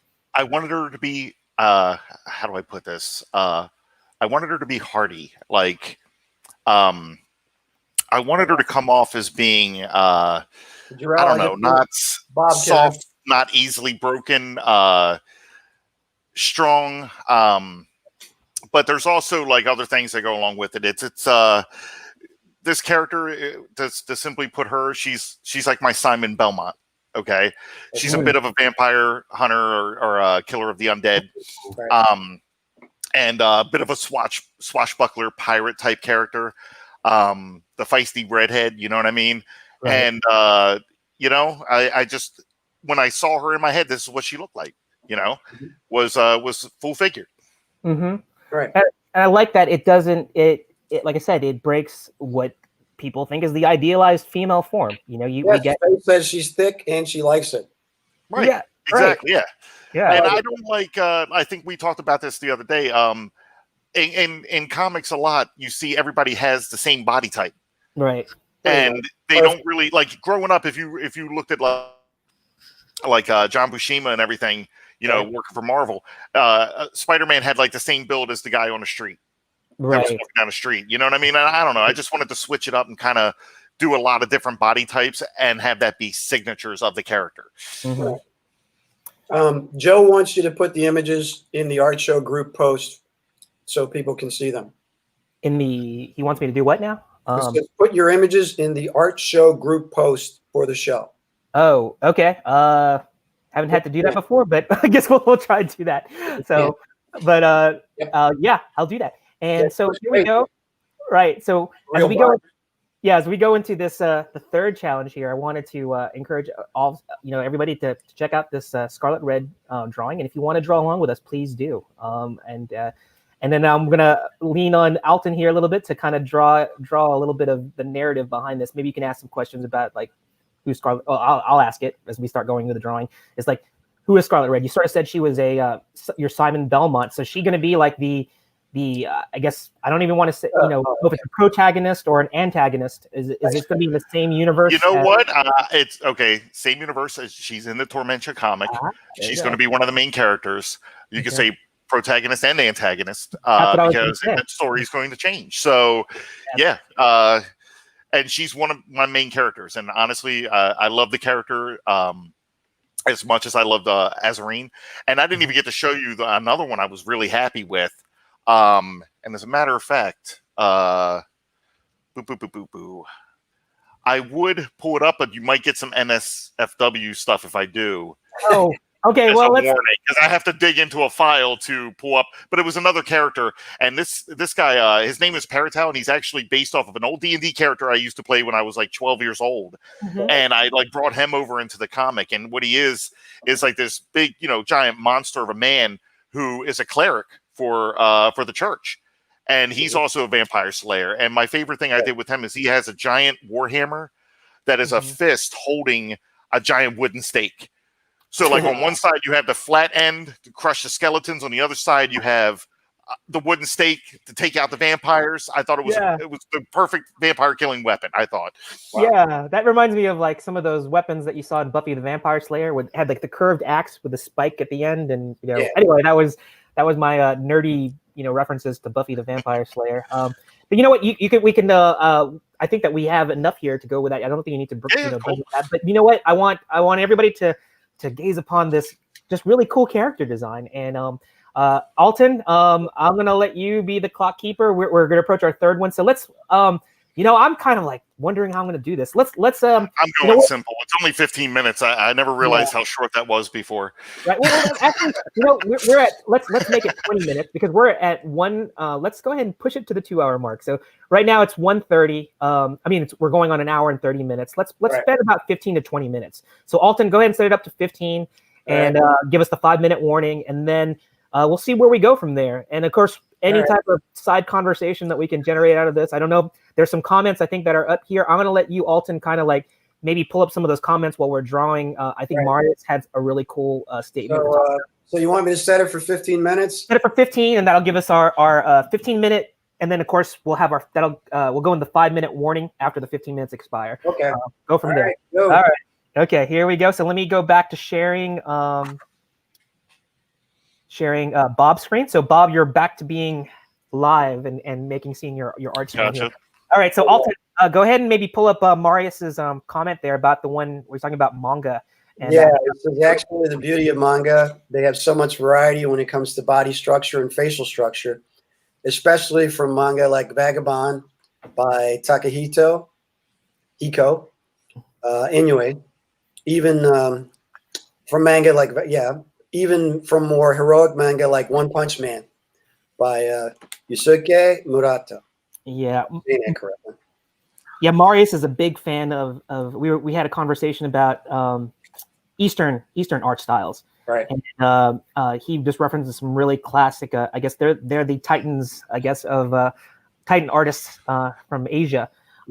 And basically the thing about manga, and I think that anime in general and just the Eastern style of artwork, is that they're breaking ground. They've always broken grounds in terms of just showing that diverse, not only storytelling, but character design. Things that are kind of just starting to weave their way in terms of showing these diverse body styles and just off the wall, crazy storytelling. They were being done like decades ago in Asia, and, just crazy concepts, things that you would never think, how do you translate that to screen? Right. And But anyway, I think that's what we're seeing here with so we're seeing that kind of bleed over finally now and starting to see some of that diverse storytelling as well as character design. Right. Saeed says he has an idea for a vampire comic now. Okay.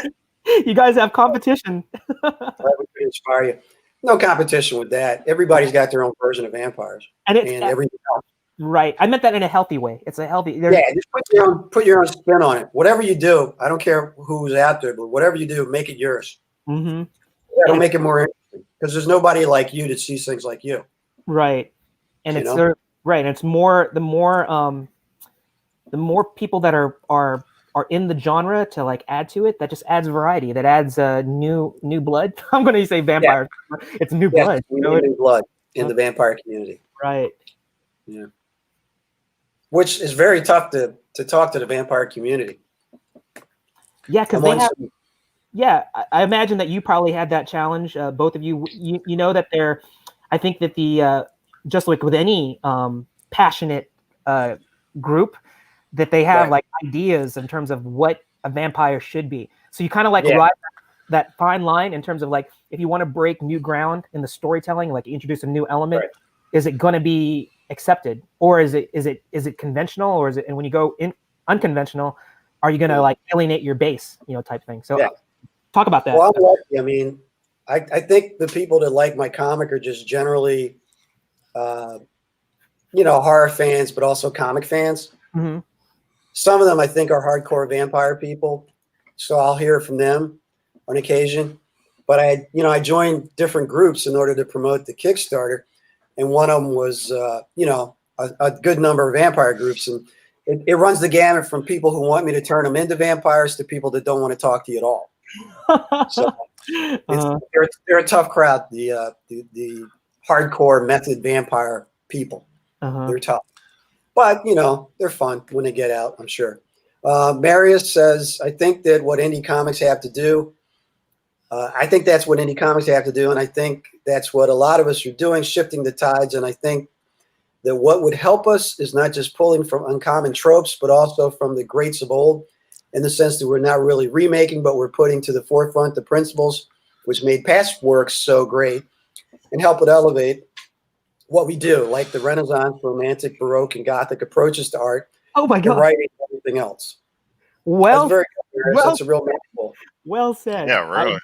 I agree completely. Yeah. I mean, there's something epic about vampires, even when I stick them in New Jersey. There's that Gothic nature that they carry with them no matter where they go. Well, so I agree with that. Yeah, and I think that's I think a testament to your storytelling there, Alton, is that it's when I read Vampires of New Jersey, I was like, I don't really associate. It's like the Garden State. I don't think of that as and that's part of the intrigue. I think people kind of like go, whoa, I never would have thought to put those two and two together. And I was listening to your discussion with Joe yesterday, and just eating it up because you talk about the rich lore that you're developing between how it's the old school, it's European ties or Italian ties, and how that weaves into the mob. You have modern things, old things, new things, and it's really cool. Yeah, it's a very American story. I mean, the vampires immigrated just like everybody else. So, and there's connections with your past that you never quite, can escape in certain circumstances. And that's the question with my main character, Cassidy, is can he transcend what he's supposed to become? And that's a question everybody asks themselves eventually in life. Am I like my dad? Am I going to do things differently? Am I going to make my own mark? I mean, that's the question of life. So, yeah, I think that communicates to people on a lot of different levels. So, okay. And let's see. Syed is doing, he says a funny crossover here. Let me see if I can bring it back down. Terrible with my wife's thing here. Oh, yeah, Godfather and Star Trek. He's working on a crossover. That should be pretty funny. Marius says, like vampires in New Jersey, exactly, taking old elements, mixing it to something commonplace, especially for readers in New Jersey or people living today, and probably bringing up the question of what would happen when two unfamiliar elements merge together. But that's just what I'm picking up from the previews and details. I've seen yeah. Correct me if I'm wrong. Yeah, that's kind of the thing. There's a amazing amount of Gothic people living Gothic lifestyles in New Jersey, which you wouldn't think, but I know, for instance, one of my character stories that I came up with was wow, that's really beautiful, Bob. Great work. She's a swashbuckler, all right. Thank you. Right. I wrote about a secret enclave of vampires that have a hidden lair in the basement of a skyscraper in New Jersey. And then, before I released the issue, I was contacted by, a group of vampires who have a secret enclave. Are you kidding? An underground club in Newark, New Jersey. So that was like, I just made that up. That's not, that seems weird. Did they tell you to cease and desist? No, they invited me to their party. And I went up. Did? Okay. Yeah. That's cool. That's a cool I story. wouldn't say they're all vampires, but they definitely live a vampire type lifestyle. Uh-huh. And the club is actually called QXT. It's in Newark. Oh, okay. Plug for that. Go see the Garden State and check out Club QXT. Yeah, they'll open up again after COVID's over next year. But yeah, I was invited up there and I met them all, and it was very, it was very cool. But sometimes you come up with ideas, and then, life is stranger than fiction. Uh-huh. That's a great story. I like that. Yeah. Big ups to let's see, Madam X. She's the ringleader of that group. So, Bob, cool. do you have any crazy stories like that? Have you been invited to a Tormentia party? Or he will. It's more popular. Not trust yet. me. Let's see what happens after the video. Yeah, 6 minutes. I'll be right back. I got to check on something. Okay. So go ahead, Bob. What were you saying? Let's see what happens after the this video. Maybe then I get invited. Exactly. You may. Because I've never been invited before, so. Well, you know what? A stranger thing is, maybe you get invited to a Mickey Mouse alien party. That would be. Yeah, see, that's going to be the more disturbing one. That's what's going to happen. Exactly. I'm going to get those people who belong to those Reddit groups that have the fetish things for destroying Disney characters in that manner. I tell you, it's this has definitely been one of my most memorable let it outs. Just having a lot of fun here. Cool. So okay. What I love about this particular character, it's almost like it's the fact that we're talking about protagonist and antagonist. It's like you kind of get to see the vampire hunter perspective and the vampire perspective, and it's not like there is a true hero and a true villain. And I like that you have two comic series that you're going to have that. And obviously, I don't think is Scarlet Red. Is she immortal too? Does she have any? Is she? She is not immortal. She is human. At least for the time being. I don't know what happened in the future myself. But for her right now, that's what's going on. So she's definitely human. Thanks, Maris. I'm back. Yeah, because that would be kind of a, wouldn't that be? I mean, I think for a vampire hunter who gets maybe turned and starts to sympathize, it's kind of like that whole kind of I think that would be kind of a neat twist for a comic. Yeah, that's kind of the key to my character, because he's on the verge of turning, but he hasn't decided if they don't have a cure for vampirism, but at the same time, if he stops taking whatever he's taking not to become a vampire, he becomes a full vampire. So, right. It's kind of his thing. He's trying to figure out, what path is best for him.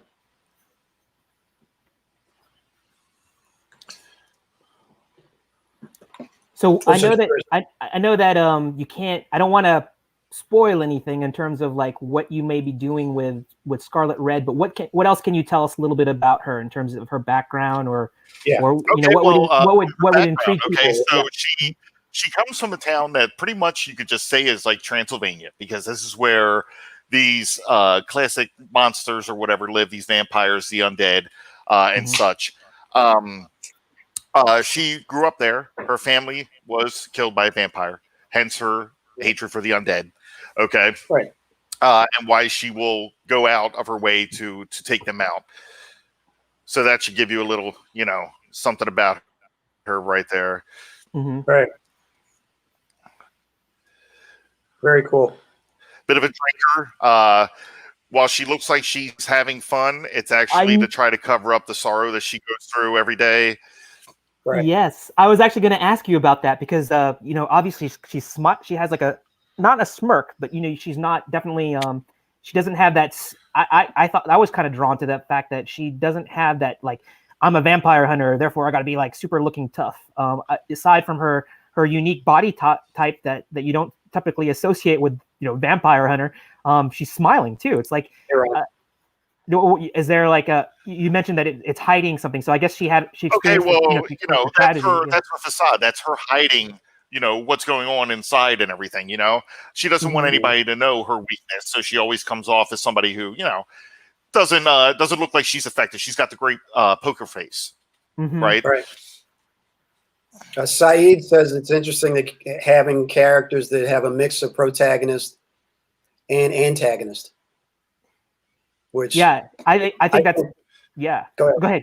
No, go ahead. I was going to say that complexity gives your character more places to go as a writer. A one-note character is kind of can get boring if you paint yourself in the corner as far as the storyline. Right. But if you have those different levels, you can go different places at different times, and on its unexpected places, which is better to me. It's better for the story. Not so unexpected that it makes no logical sense within the world you're building, but a different version or a different direction than what people would normally think. Keep it interesting. I think that's the key. Well, I think that's what makes for good storytelling, good character development. That's when you can relate, and not that I'm going to relate to being a vampire hunter, but when you see the challenges that they go through, you see that they have flaws. And then they go through the hero's journey. They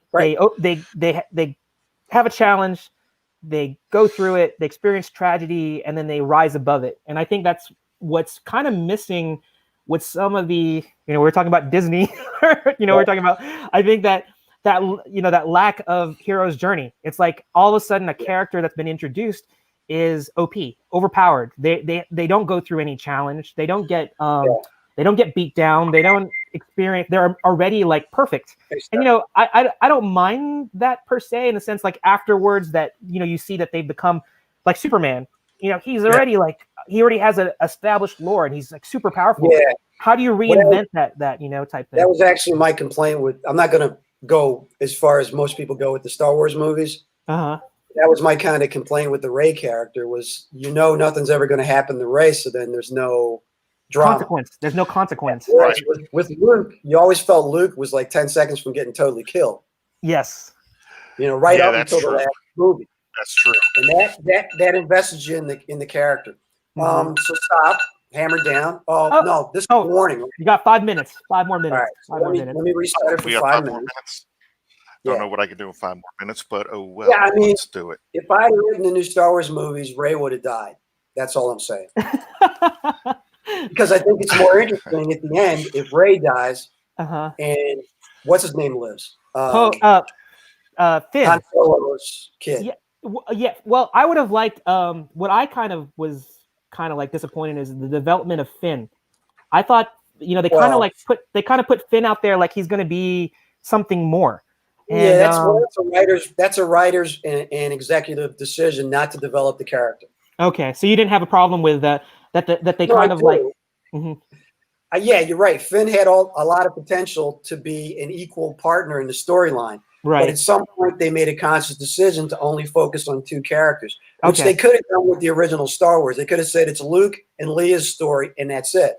Right. But George Lucas, even with all his faults and different crazy stuff he's done, he realized, hey, this is an ensemble piece. Everybody can carry something. It makes it more interesting if everybody carries their weight. And new people said, well, no, we'll go with Rey and with, that was it. So it was obviously a business decision. I don't know if Rey sold more toys. I don't know what the deal was. Well, It's I think it's they were silly stuff like that, you know. Yeah, and that's the thing that I don't. Again, I guess it was kind of like a maybe a wrong decision because you saw like the cascading effect of like, I was talking to some fellow Star Wars nerds about like Right. about what happened after the Last Jedi. I think that was the last time that you saw like aisles of merchandise. Can you imagine? Like Right. you and I come from we were kids from the 80s. We saw how Star Wars influenced us, and every time there was a new movie, you saw like a merchandising just like onslaught. It was a tsunami. And Well, they were the first ones to realize merchandising. You could make as much money merchandising as you could on the movie. Right, and that's what Right. you can see is that when The Last Jedi, that was the last push because this was before the movie because The Force Awakens, all the new when they remastered the old movies, the prequels, you saw like crazy merchandising. You could buy like toothbrushes and toilet seats that had Star Wars merchandise on it. Yeah. But the thing is though, after The Last Jedi, there was so much damage that was done to the brand that when the conclusion of the Skywalker storyline, as big as it was or it could be, you barely saw any of the merchandising because retailers weren't willing to take a risk on it anymore, and that's sad. Yeah. Why would you? Well, but I mean, I'm not saying the movies were horrible. I just think they had issues that could have been, if you had a wider, possibly more diverse. I'm saying Rise of Skywalker is horrible. I'll make that statement. I'll make that statement. To me, the most interesting part of the Skywalker story is the end of Return of the Jedi, right? Right. To where Luke ended up. I always felt Luke solo movies as a Jedi when he was younger that you could do with Sebastian Stan. I gotcha. The Winter Soldier. Yes. I would do a trilogy of Luke movies with him when Luke first got that mojo after Return of the Jedi. And have them do all kinds of crazy stuff through the galaxy. I mean, to me, that's the interesting part of the Skywalker story, which they jumped over, and it's in books, it isn't in the movies. Yeah, and I hope that they revisit some of those like they call it. That's where the potential lies. Yeah. Yeah, they call it the Legend. It's Legend Star. So it's like all the expanded universe stuff that we loved has been relegated to that area, and I hope that they kind of like pull from that, and I think that would be. Yeah. That would be great to see that kind of like a retelling of some of those stories or showing some of those stories some love. And you know what? You're right.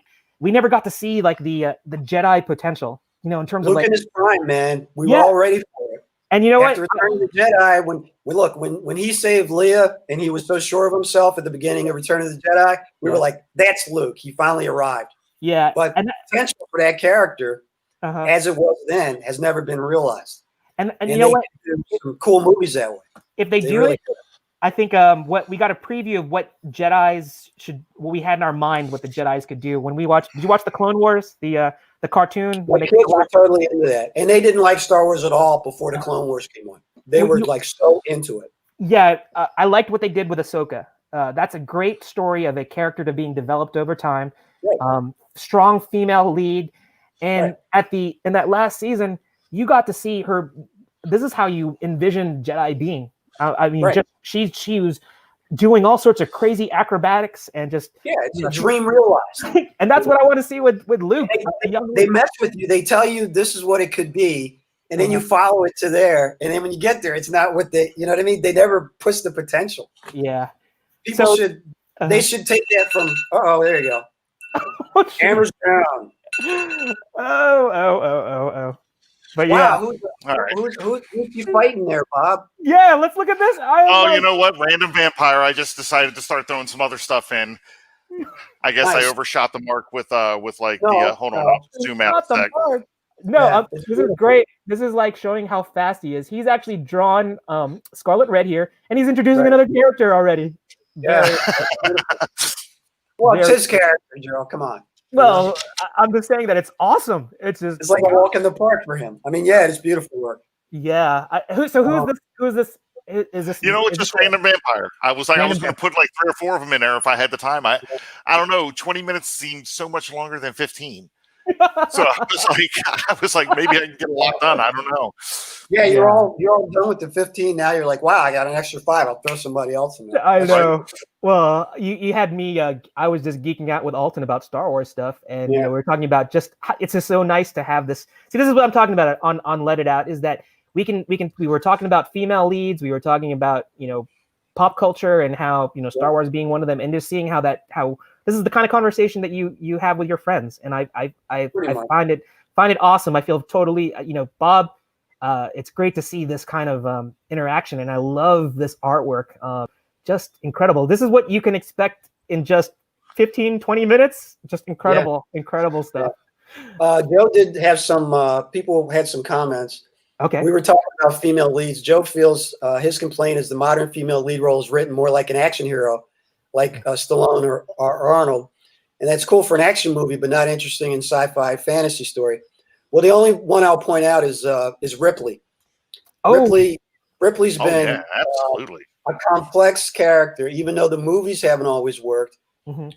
Part of that is casting. So you got to give Sigourney Weaver credit for her subtlety with a big story and a larger than life character. But that's probably her. I didn't see the new Terminator, so I don't know what they did with Linda Hamilton. But I think I don't know that one either. Those two actresses, written with the correct story, had the ability to make a complex action hero female character. Other than Wonder Woman, I think those are the only 3 that have really worked. Where you were like, yeah, that makes sense, and it works all the way through. So it's hard to do because of stereotypes of men and women and heroes and guys saving. I watched a lot of 60s TV shows, and it was almost always the lead character saving the female character when it came to a fight, except for the Avengers with Diana Rigg, who passed away this week. Her character would kick with Steve. Mm-hmm. In fact, she was a better fighter than Steve most of the time. She was the muscle of the group. That, to me, as a kid, my parents split in the early 70s. I never thought twice about a woman doing that. Mm-hmm. I'm from a generation where, women were out of the house more. Mary Tyler Moore hit in 1969. And when I saw that, I said, well, that's my mom. Every time I saw a woman outside the house, I said, well, my mom does that. You know what I mean? So part of it is like breaking down gender roles. Things seem to be gender specific. And Hollywood kind of hangs on to that a lot. Or they overdo it and try and make a male character just female, just say it's female, she's female. But they don't bring any of the complexity to the character. And that's exactly, people notice that.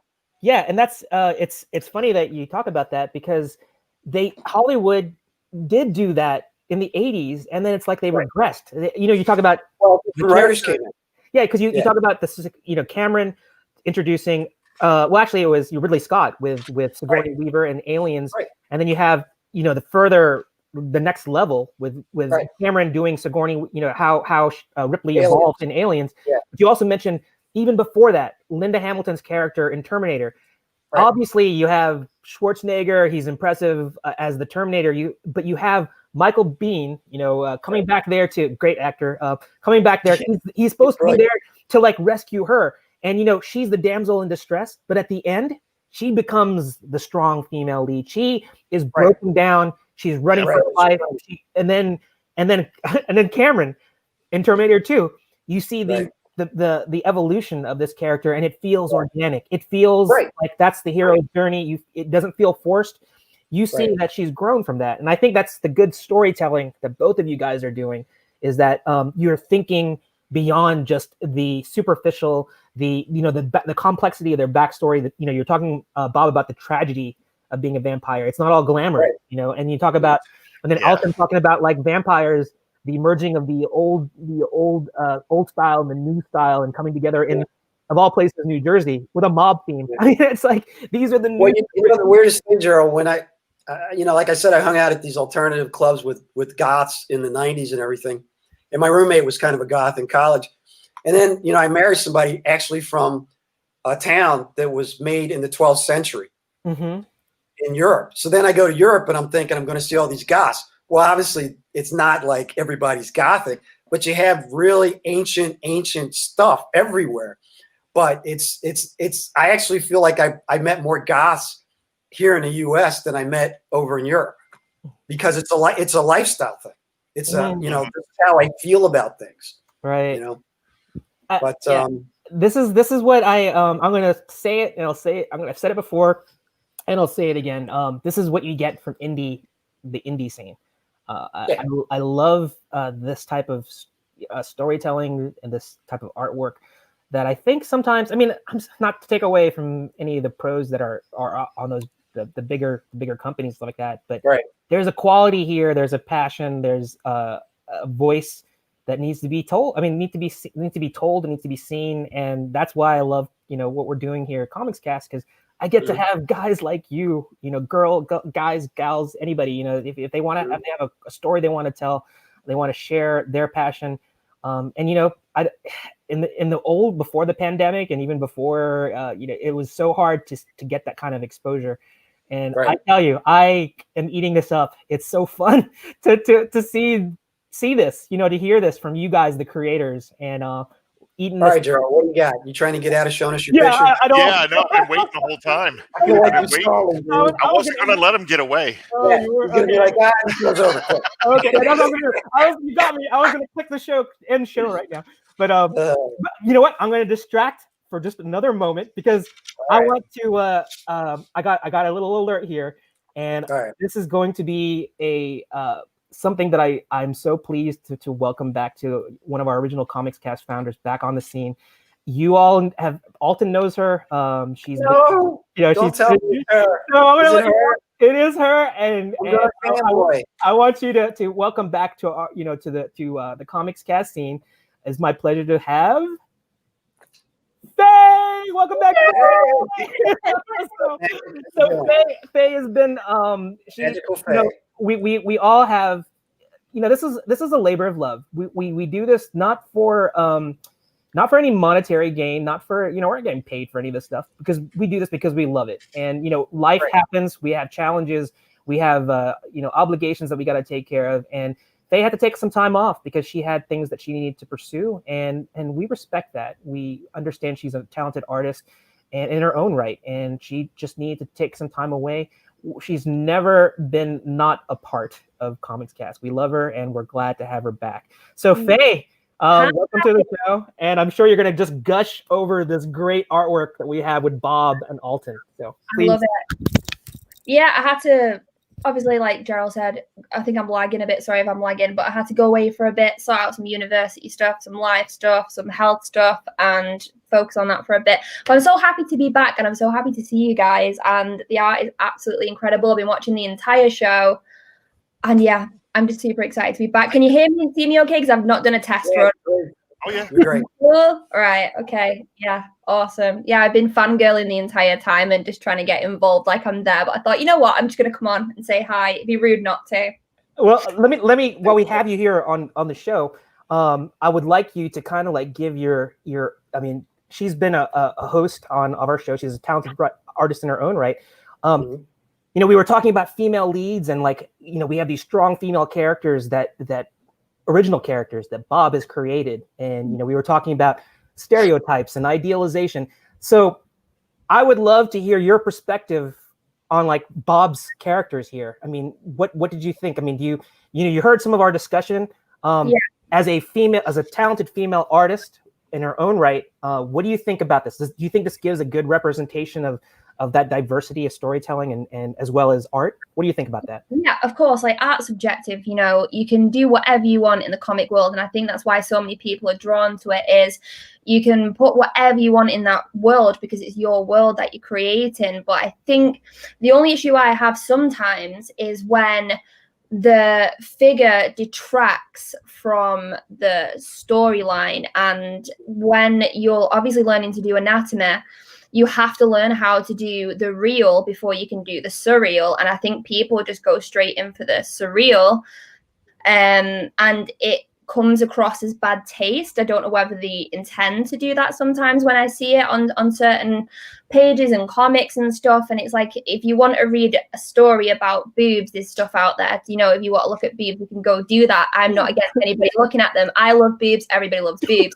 But when it takes away from the character herself and her whole identity is just her figure and a figure alone, and same with male characters, if they were grossly sexualized as well with like bulges or like muscles, I think a lot of dudes and a lot of girls would be like, oh, I don't like, this is uncomfortable. I don't know why this is so, you know, like dramatized and stuff. But with what Bob's done, I like that her figure is thick but it's natural. Like, she's voluptuous, you know, she's got curves in all the right places. Mm-hmm. And I feel like she's just got quite a normal, like, size 16 figure, which is one of them in the UK. The average size here is a size 14 to 16. I know the sizes are different in America. I think you're like up down like 2 sizes to the UK sizes, but she's just got a typical figure that you'd see walking down the street, and I like that. She looks like a real, like you said, hearty woman from like Oliver Twist, like a barmaid with the big bosoms, you know. Yes. Yeah, that was like the vision thing that I had. Yeah. And see, she's a tavern girl. That's like, you know, where she's at like most of the time or whatever until night falls. Oh, really? See, apologies, I know nothing about this because I've been off the scene. So the fact that I've got that just shows how incredible the art portrays that. The art is telling the story, and now we got validation from a female perspective here. Not that I speak on behalf of every There's a lot of girls out there who dig it, but yeah, I'm completely impartial because art's so subjective. But like I said, there's extremes of things, and it's okay to disagree with the extremes, but it's okay for people to carry on with the extremes if that's what they want to do. Mm-hmm. It's buyer's discretion and creator's discretion. Mm-hmm.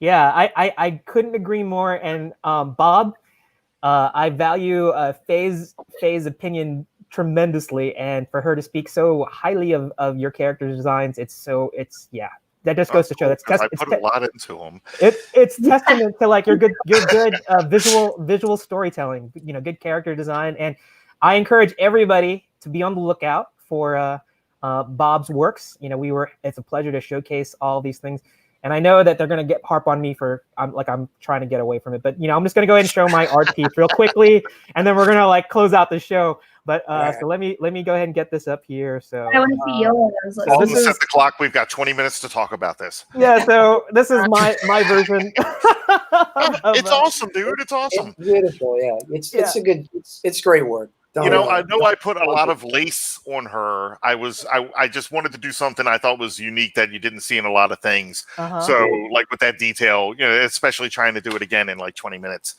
you can lose a lot of that. I really like the motion in the chain. It really looks like she's in the middle of an action pose, whereas most people just take straight down, like stab it. That is a major thing that I did with art. Like back in the day when everybody first starts drawing, they always just draw the wooden figure that's standing straight ahead, no motion. And I refuse to do that at all costs. Like anything I draw now, I needed to like portray something, and like a certain position can just tell a whole story, like you were saying earlier. So that's what I mostly try to do. Mm-hmm. Yeah, it's all about gravity. Gravity is important. Right. That image needs to go back up, Jerel. Okay. What was that again? Joe said the image should go back up. Oh, yes. Let's show the image of. Let's get this back up there. Yeah. So I just want to close out. I mean, we're going to go into the final segment here, and I just wanted to show. Again, the beautiful artwork of Mr. Bob Herron here, and just phenomenal talent here. And you can already see here, it's so quick that he did this, but you can already see the things that I really appreciate about his artwork is the really strong, positive, negative vibe here in terms of just those deep shadows and the stark whites here. But it's already shaping up to tell a story here, and it's only done in 15 to 20 minutes. So incredible. Yeah, incredible. So let's. So that being said, I'm going to just throw the mic back out to you, Alton, and then to Bob. So please, final thoughts. Go. Bob, I'm glad I bumped into you on the internet. Same here. And I'm sure we'll be working on some projects in the future. But you know, I always feel like when I work with somebody, I want them to showcase what they do separate from working with me. You know, because I think everybody's got, talent, and you obviously have got some incredible stuff, some great stories to tell. you can crank out a picture like nobody's business. And yeah, I just appreciate you coming on. But yeah, we'll be talking Witches of Westchester or whatever, we Cool. come up with. But Yeah. it get me in, because what happens is everybody gets busier and busier and busier, and then people I used to work with can't, don't have time to work with me. But that's good. I'm glad. I want people to get busy, because you're doing good stuff, and the world needs more good stuff right now. We need more good stuff more than ever. Good art, positive stuff, good stories, to kind of draw us away from everyday life until everyday life turns into a good story again. So, yeah. Well said. Thanks, Guys, Bill. seriously, Faye, I've been like gushed all over the whole time here. I don't know how to handle I'm the it. biggest fan, Faye. I'm glad you're here. Yeah, I'm glad you're Awesome. happy. Yeah. All right, Bob, give us your final thought. Oh, okay. First off, great meeting everybody. If I hadn't met you before, Alton, it was great talking with you again. I look forward to doing something with you in Witches Westchester. I think, we have a cool vibe. You seem to like what I do. I like what you do. Maybe something can come from that, and that would be pretty awesome. I had fun. And even though I was a little nervous because I felt like, I don't know how many people were watching, but even if it was like one, that makes me nervous. So I'm surprised I pulled off like half the stuff I did or whatever. But guys, seriously, for the compliments, man, seriously, it was an ego boost. It made me feel better. Now I'm a little more confident in like what I do now because of this. So that's pretty awesome. Oh, nice. Keep going. Don't stop. Never quit. Keep going. I know. So, let me throw in about my Kickstarter again. Vampires of New Jersey, #7. All the issues are on there. Bob did a cover for one issue. T-shirts, hoodies, yada, yada, yada. Go check it out. Pick out something cool. Yeah, please do. You beat me to it. I wanted to do a final plug for Alton's stuff. Check it out on Kickstarter. And I'm looking forward to whether you choose to do it or not, Bob. If you want to do a crowdfunding, let us know. We'll be happy to have you on the show. You know again. what? That's something I planned on doing in the near future. As soon as I had at least half of the book finished. Do that, and we would like this is all about also not only promoting indie creators, but we want to network them. And so I would please talk to Alton about like his experiences. He's run successful Kickstarters already. He can probably give you some pointers in terms of what you need to do to kind of like get your ducks in a row in terms of like how you can make sure that it's successful. Because I can tell you already, the artwork alone will speak to it, but there's an art to like having to market it on Kickstarter or any type of crowdfunding.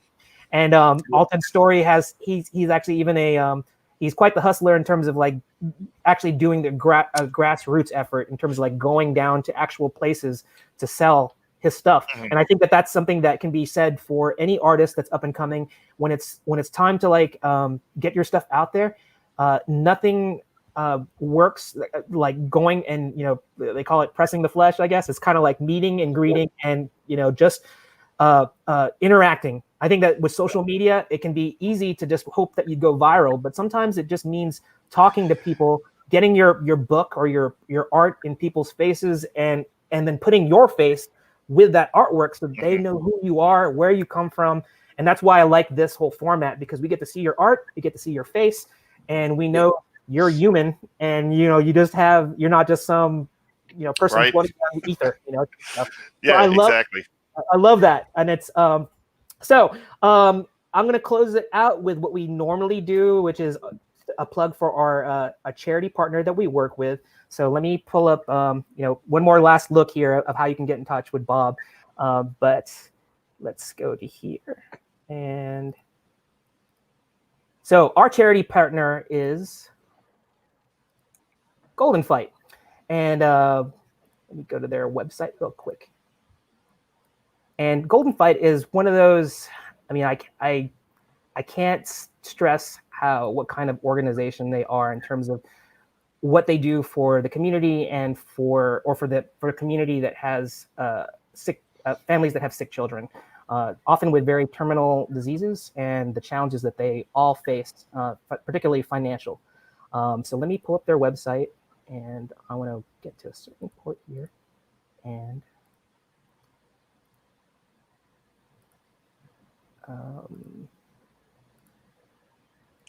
here technical we go. difficulty. There you go. Sorry for the delay here. You think that after doing I don't know, over a dozen of these episodes, I would be able to get to these really quickly. But Golden Fight, basically what they deal with the financial side of the difficulty that families experience when they have to focus on healing their children. Often when they do that, it's like the difficulties multiply. And that's where Golden Fight comes in. They come in and they raise money so that parents can focus on their child's well-being, so they go to health.